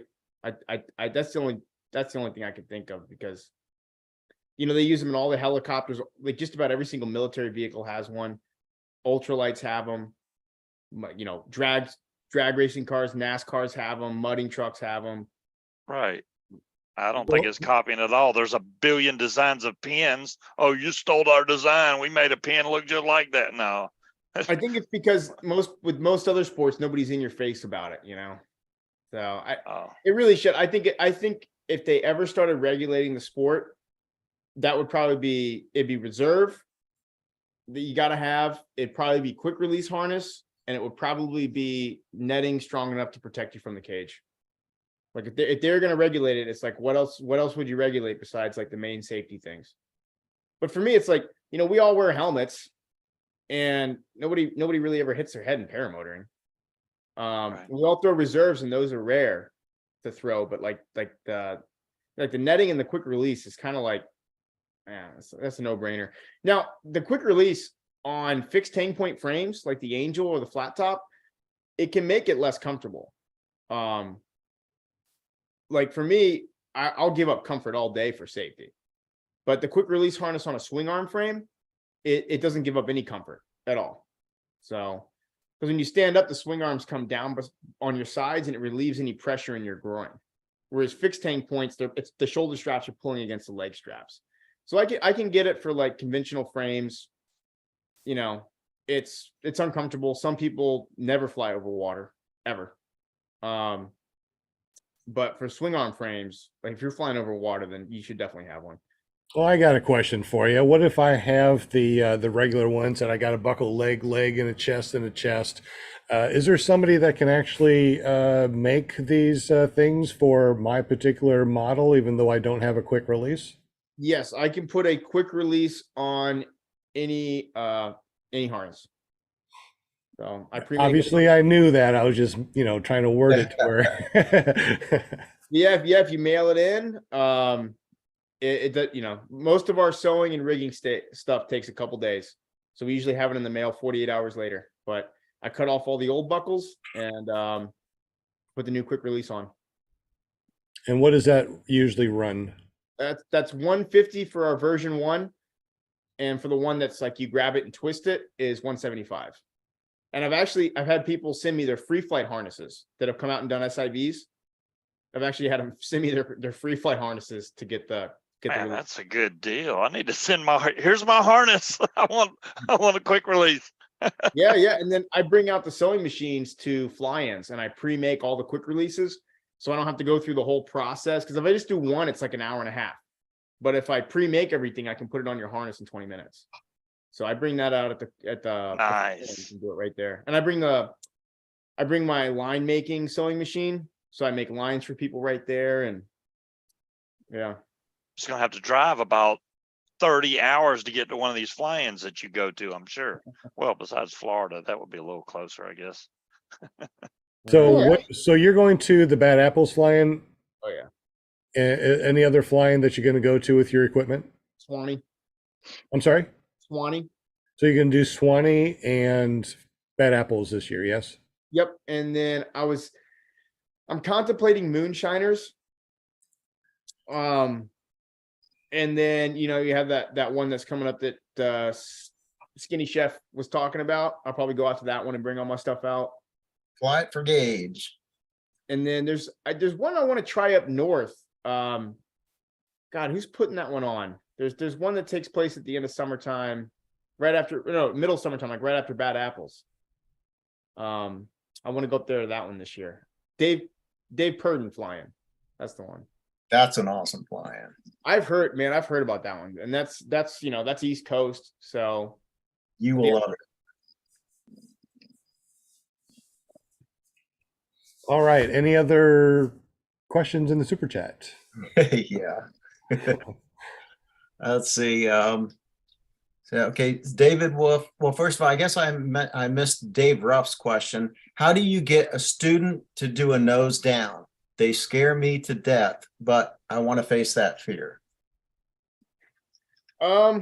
First we do the spirals, and we do them like the way that we judge how, like a 5, we do like 5 gears in a car. Like 1 is just a mellow spiral, 5 is flat down. So what we do is we bring you up to 3, and then we make sure you can back off to 2. And then we make sure you can exit straight from 3. And then we go to 4, make sure you can exit straight from 4, make sure you can downshift from 4 to 2. And then usually on flat downs, we just go flat down for just a second, or like half a rotation. So we hang out at 4, and then we just bump the nose flat down, and then we exit. We don't like to hang out at flat down. It is an amazing experience to do a flat down spiral. And the Yes. G forces are insane. You just normally don't feel the G forces when you're flying paramotors in a flat down spiral, and it will wig you out for a moment. Yeah. You gotta learn that. You gotta learn how to exit. And you know, the other thing is, like, you know, you can do like a gear 4 where you're spiraling around and you're pulling some G's, like a good amount. And then if you actually add outside brake and a little bit more inside brake and keep it at like the angle of 4, you lose G's because you're actually slowing the whole glider down. And but you're maintaining the steep spiral as well. So we make sure that you know, like, the different methods on how to slow it down and how to back off and how to exit. So There was another question in here. It was asking about, had anybody ever blacked out in the SIV? no, but once you go around past like 3 rotations, and then I start calling out reserve, sometimes people freeze up or they don't listen, and they'll go around like another 4 rotations, and then they'll throw.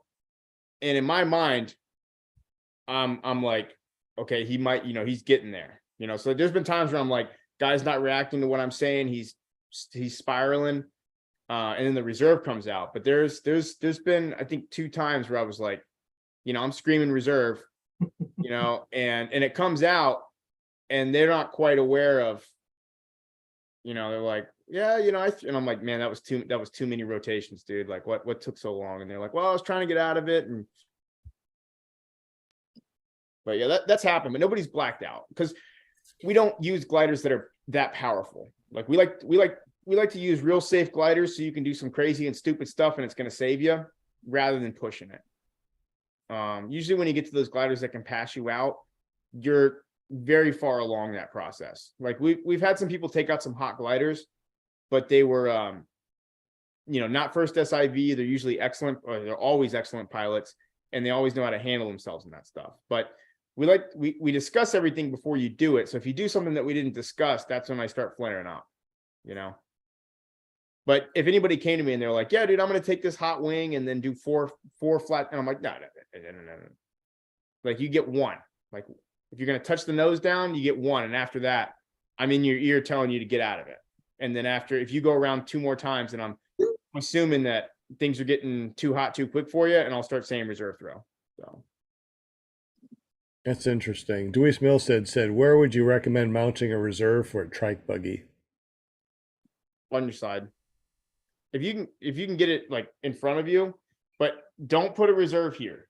They say after 4 Gs, you can't lift your hands up. I was told this by an F-18 pilot. So once you pour full Gs and you bring your hands down, you can't get them back up. And if the reserve is behind your head and you're in that situation, you might not be able to get it. Plus, you can't see it. Like, if it's on the side, you can look over. If it's behind you, then yeah, it's. I think Jim told us that his Paramotor allowed for a reserve to be up behind them, and that's the first time I've ever heard of a reserve being up by your head. In your experience, uh, how many models actually will have a place above your head to have a reserve? Well, there's a couple of them, like Simplify does that. There's not too many of them though. It's not a good spot for them. You know, you can't see it, and the G thing is the big problem.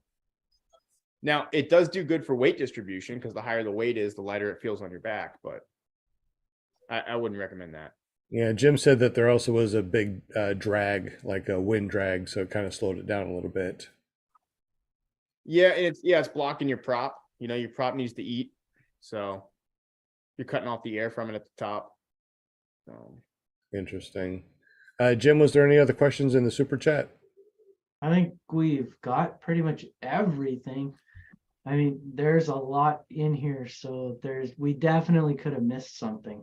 Yeah, I'm sure we did, man. They were burning it up. Plus, I've got 2 or 3 chats going on the side here too. So there's a question from David Wolf. It was, since we learned full stalls on traditional gliders, what happens if we need to stall on our reflex wings? What do we do? So I would stuff it, hold it, and throw. I would stall it and then throw from stall. Like, especially if it's a hot wing. Like if it's like a spider or something, you can get out of it. You might be in a riser twist, you probably take a frontal. But if I went in on something like a real hot wing and I went negative, rather than finding out what's going to happen when it reopens, I would stuff them. I would stuff the brakes, put them both in one hand, and throw my reserve. Cool. And then Racing with Paramotors says, what brand model quick release buckle is used for the version 2? I don't know the model brand. It's the same one they use in the NASCAR. It's rated for 5,720 pounds. Okay. So I see. Never Trust Skinny Chef Shane said, Andy told me to throw a reserve, but I didn't. I was able to work it out. But when I landed, he said, great job. But next time, if I say throw, you better throw. He said, true story. Mm-hmm. Shane wants to know if you're going to meet up with him Saturday so he can drop his wing off for his yearly. Andy. maybe where we meeting up? At the farm, My farm? I guess. That's what he said. Guess so. It's funny. So if I wanted to send in my wing, what address do I send it, and where do I go to look at all the different things that you do? You got a website, I assume? Yeah, we got 3 of them. We got Skytap Paramotors for the engines, Skylab SIV for the SIVs, and then Paraglider inspection. But yeah, you sent it to 726 Lithia Pinecrest Road. Just include a piece of paper with your name, your information, so I know how to get a hold of you in case I find something. Because, you know, when we're going through the test, the first thing we do is the porosity test and the ripstop test. And if either one of those failed, then we just stop the test. And then we only charge you $50. Because there's no sense in going through the rest of the wing because the canopy's shot. And then the next thing we do after that is the line brake test. And then if that fails, then we'll call you up. You know, like if you only have like 20% porosity left on your wing and then your lines are bad, then you probably want to think about retiring your glider rather than replacing the line set to only fly it for like another 40 hours. So, yes, you want to include that piece of paper. So if I find something goofy, I can get a hold of you and we can either order a new line set or we can, if you're like, nope, continue with the whole test, you know, So in your opinion and your professional opinion, obviously, how long does a wing last, and what will cause it to be destroyed quicker, and what do you do to preserve it as long as possible? well, I mean, you can have a wing that'll last 15 years. Like I have a wing that's, I think 16 years old and it passed with like 300 on the porosity meter. I couldn't believe it, but it's a heavyweight material wing, which lasts a lot longer than a lightweight material wing. So it depends. The worst thing for your wing is sand, second is salt water. Water is not good for the wing, but if you dry it out properly, like in the shade and quickly, then it'll be fine. If you get your wing wet and then you store it in a hot environment, that'll destroy it very quickly. If you're flying, it's kind of like a car. If you drive it really hard, you're going to wear out things quicker. You wear out the canopy quicker, you wear out the lines a lot quicker. But there's a big difference between lightweight wings and heavy material wings. Like I prefer the heavy material wings because they hold up twice as long. But all the real high-end competition wings and stuff, they're all lightweight. So it's going to wear out a little quicker. Plus it's going to be a smaller wing. You know, so if you're flying like a 18, that's going to wear out a lot quicker than if you're flying a 25, just because there's so much load distributed over a smaller area. So there's a million factors that go into it. Yeah. So what can you do to make sure that your wing that you have right now will last you for many years in the future? Don't store it in your car, store it inside your house. And then if you launch in the morning and it gets some moisture on it, or if you pack it up and it's wet, then when you get home, just kind of open the bag, and you don't have to spread the wing out, but just kind of like let the wing air out, let it get that moisture out of there. So a good thing to have in that particular room when you're trying to do it, maybe having like a dehumidifier. No, your air conditioning will do it. You just don't want the water sitting there and like pressing, you don't want like standing water. But typically, if you just open it up a little bit, the air conditioning will suck it right out. What's the problem with storing the wing in the car? I'm just wondering. Hot. Oh, okay. It's cold right now, so because my wing's out my car, and I'm like, damn. Yeah. The materials are temperature sensitive for sure. Okay. And packing up your wing matters. Like if you take the time to pack it up nice, it will last longer. So because like a lot of where you lose the porosity is sometimes it's the protective coating coming off, but also like the fabric actually starts to like kind of separate a little bit. You can't see it, but that's where the air comes in. And it's just the other thing, like lightweight materials, the ripstop squares are 4 times bigger. Like a heavyweight material glider will have like a square like this, and then a lightweight will be 4 times bigger. And it just doesn't hold the material together like woven as tight, and it'll start to separate a little bit quicker. So like a single skin wing wouldn't last as long as a heavier traditional wing. Right. Generally. Generally, like the easier they are to kite, the less long they last. Like the ones that are really easy to kite, a lot of times those are like super lightweight material, and those will wear out a lot quicker than a heavyweight material. And then you have the wings that are like the older ones. Some of the ones that are like 15 years old, and they're built out of such thick material that they're still good because they just built them a lot tougher with like they weren't going as much for the weight. Like the lightweight stuff becomes more popular as time goes on, just because it's lightweight material wings actually outperform. You can take the same wing, and if it's lightweight material, it'll outperform the same wing that's normal material. So that's why they like a lot of gliders, they make the underside a lightweight material because it's not as exposed to the sun. But there's like some phenomenon where the lightweight materials for some reason are faster. And there's that's weird. And then this is weird too. Bigger gliders. This isn't true for paramotoring, but in paragliding, when you're inside the weight range, bigger gliders are faster. So like if you and I had the same wing, Sean, and we're both right in the middle of the weight range, but you had a bigger one than me, but we're still right in the middle, your wing's going to be faster than me. So like the big guys have an advantage in competitions on bigger wings. Like the Enzo, like the wing you basically need to place in any paragliding competition, the large Enzo is 3 kilometers an hour faster than all the other sizes. Same wing. Same loading. Right. You heard it here, guys. Grandpa has a bigger one than Andrew Fuller. Yeah. All right. Hey, Dave, there's one other question. 2 others.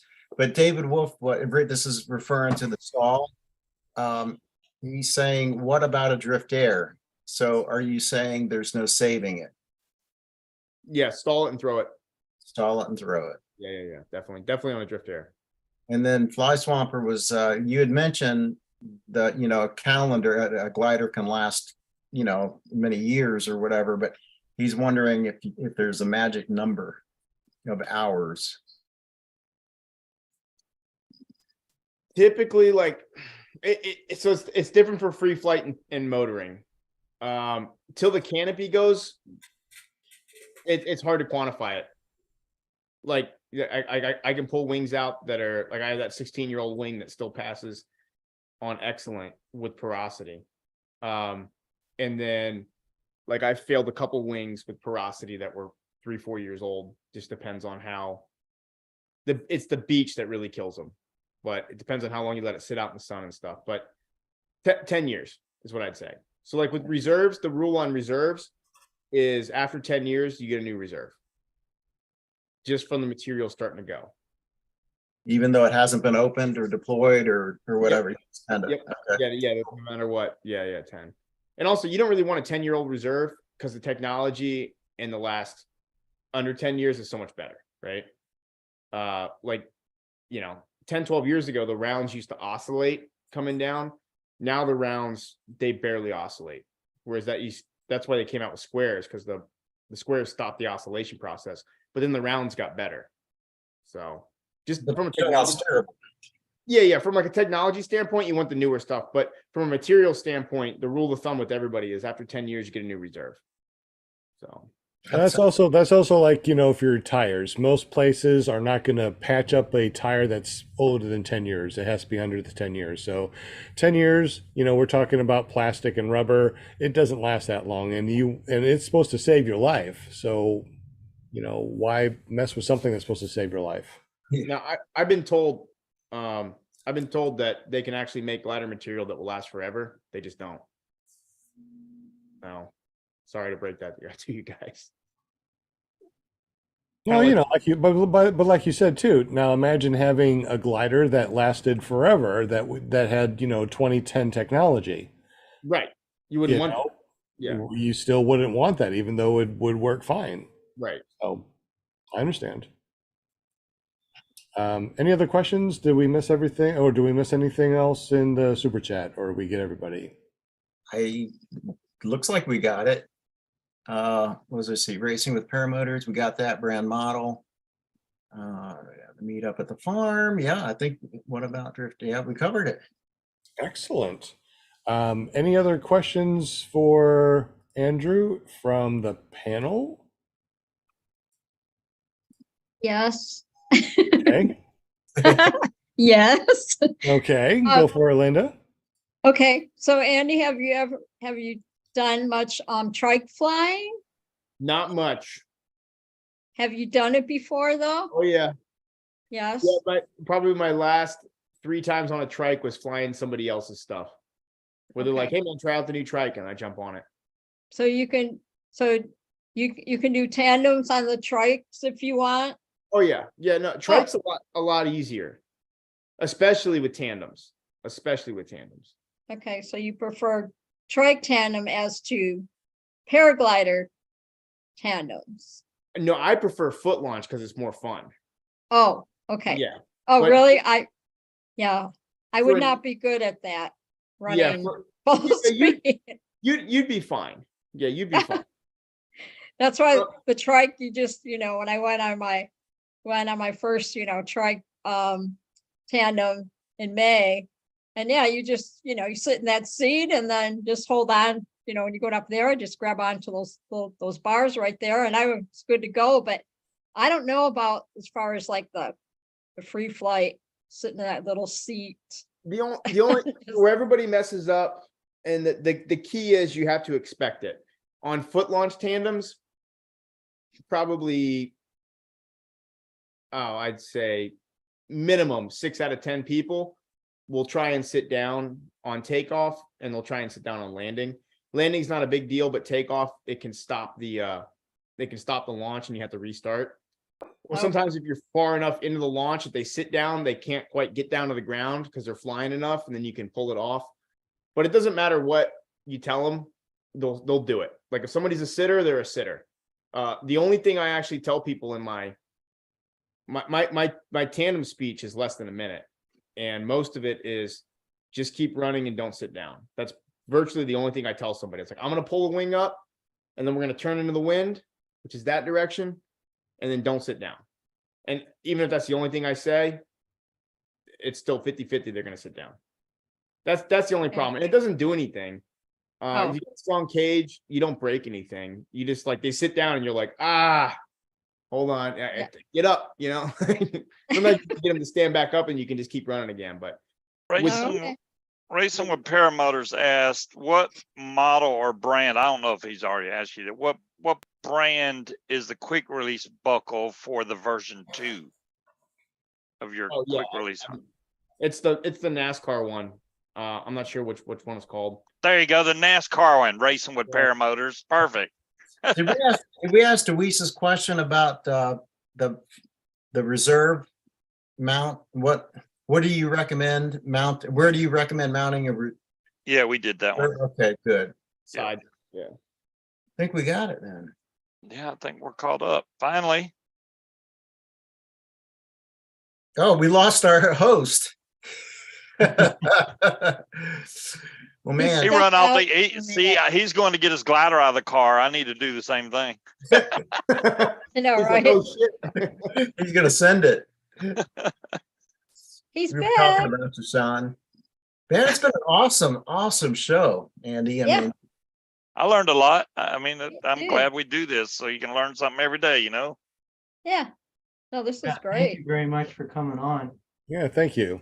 Yes. Learned Thanks, a lot. Andy. Yeah, absolutely. It's a good one. Well, I All guess now I can share you with Robert. I told Robert, you can't have him on your show till I have him on my show. Yes, Mom. yeah. So, We had an understanding.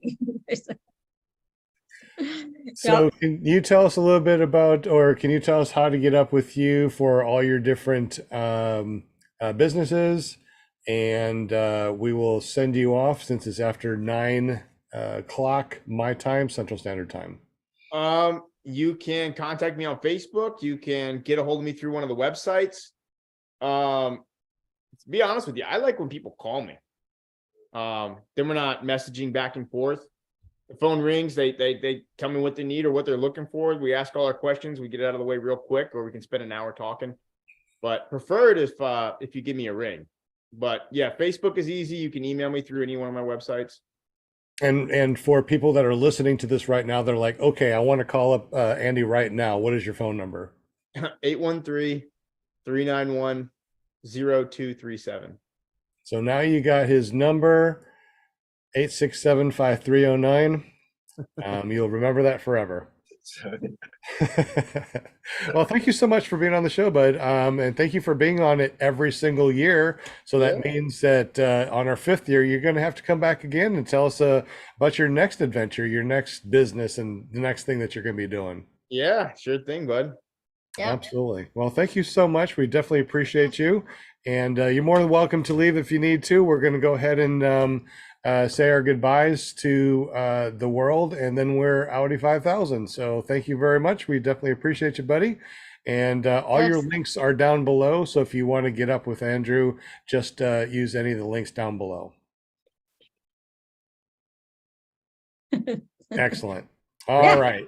So our official sponsor is Jim from Canada A. You can find him over at carepp.com. Tell us a little bit about what you do and what you can do for us. And I think there's a discount code if you mention somebody's name. Yeah, sure. I can help you with all your printing. And at this time, I don't know how you would save more money. I mean, Canadian dollar is in the tank. So I don't know if I should give anybody the PPG Grandpa discount. My, oh my. You guys are already getting 30% off, just an exchange rate. But if you use the PPG Grandpa exchange discount, you get an additional 10% off. And also, we're going to do a spinning wheel of things in probably in about a month or maybe a little bit longer for a Salton Sea fly-in calendar. So anybody who goes to ppgcalendar.com and signs up for the website will get entered into that draw for the calendar. So if you go to ppgcalendar.com and sign up, you'll get entered in for that draw once it actually comes about. That's cool. Hey, do you Yeah. do t-shirts? Do I do t-shirts? I asked you first. Every once in a while.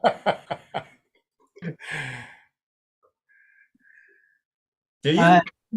I can do them. I don't do them very often, but I can do them. What I have was all the Andy's phone number again? I think Bill H was like, somebody write it down, and I didn't get to type it in fast enough. So 813. Yep. 391 0237. 0327. Got No, it. no, 0237. Oh, 0237. Yeah. All right, there we All right, go. Scuba Steve, say it again real quick, since you got a louder microphone. We got Andy Fuller. His phone number is 813-391-0237. Give him a call if you need to have your wing check, repacked, or whatever else you need to know. SIV, there you go. He's got it all. Call him. And it really wasn't 8675309. So Jim, so if we go to ppgcalendar.com and we sign up for a free account, when it's time to get that Salton Sea calendar, you're going to be doing a spinning wheel of Winnie things for a while, right? So we're going to do that for a couple of Mondays after the Salton Sea? You betcha. So it'll be a little while because we're going to get to all the, and it'll also be the same site where you can submit photos for the Salton Sea fly-in. And then we'll do a contest, and top 12 pictures will be put into that. But yes, anybody who signs up now will get in on that draw.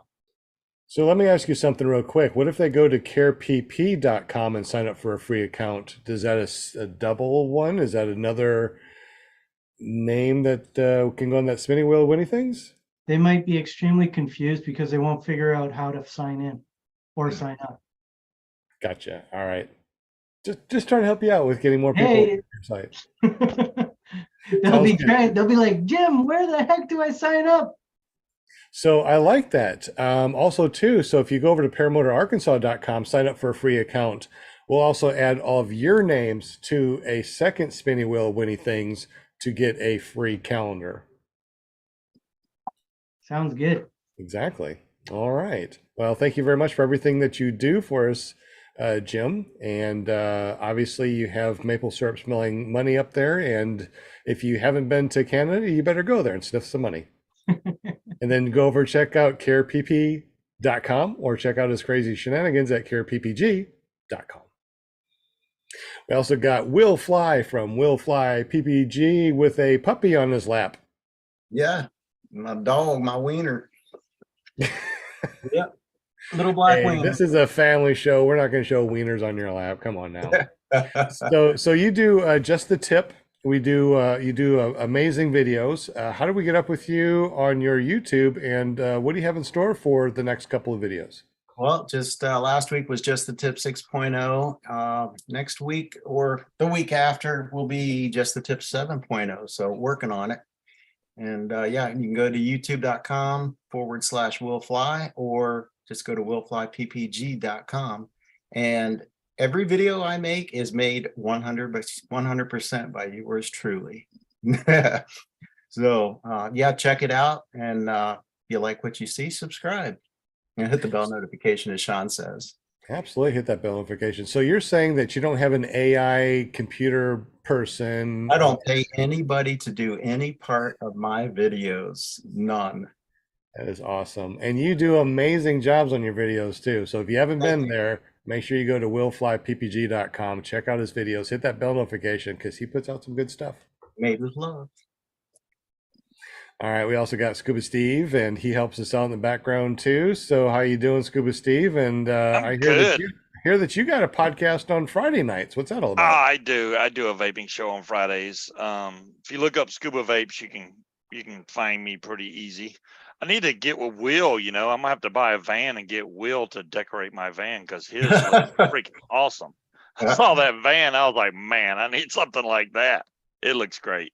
But yeah, or you can go paramotordude.com. That'll bring you over to my YouTube channel. I'm live every Friday night, 8 to 10 o'clock Eastern Standard Time. There you go.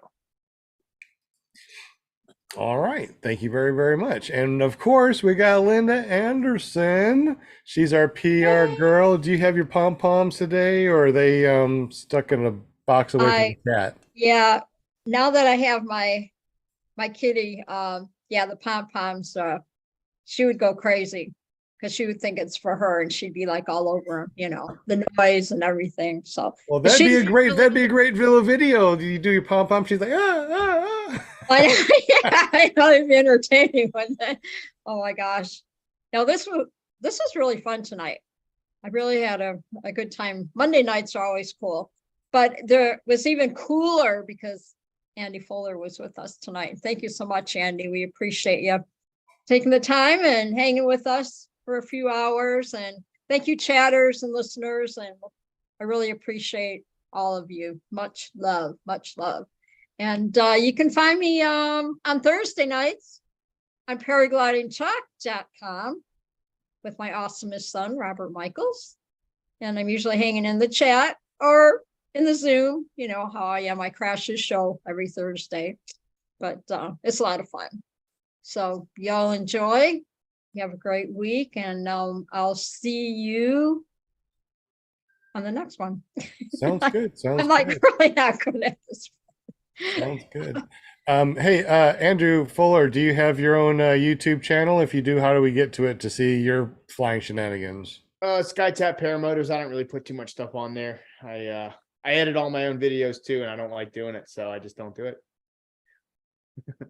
Makes sense. Makes sense. Will Fly, you guys do a podcast on Tuesdays. Tell us about that real quick. Yeah, man. If you want, it's called Paramotor Hangouts, Tuesday night, 8 p.m. Eastern. Shane, Mark, and myself get together. We're going to talk flying stuff and other paramotor related things.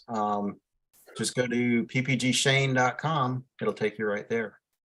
Absolutely. And you can go to your favorite podcasting app because recently they've been uploading their audio to their podcasting app, their podcast. So what do we search for? Paramotor Hangout, or what do we search for? Paramotor Hangout, Apple Podcast, Google, Spotify, you name it, should be on there.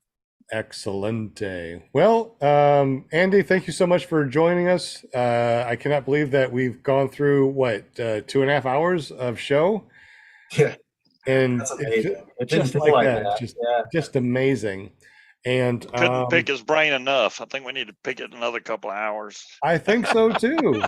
He's Seriously, like, oh, I need to go home. The chatters love you, man. I mean, it's like they were burning up with the questions. It was hard to keep up with everything, you know. So yeah, great guest. Yeah, Absolutely. And if you want to get up with Andy or any of his businesses, like I said, I put the links down below. Make sure you go there and check them out. As a matter of fact, click them all, check them all out, and check out the Skytap Paramotors and the Spartans. Check out the SIV clinics, and of course, when you're ready to get your wing inspected, make sure you send it to him. All right. Anybody have any last words before we say goodbye to everybody this wonderful Monday night? Nada? all good. I guess We're all everybody's like, everybody's ready to go to bed. I know I am. I'm an old grandpa. I'm ready to go to What bed. do you say? so. Word? Last word. Word.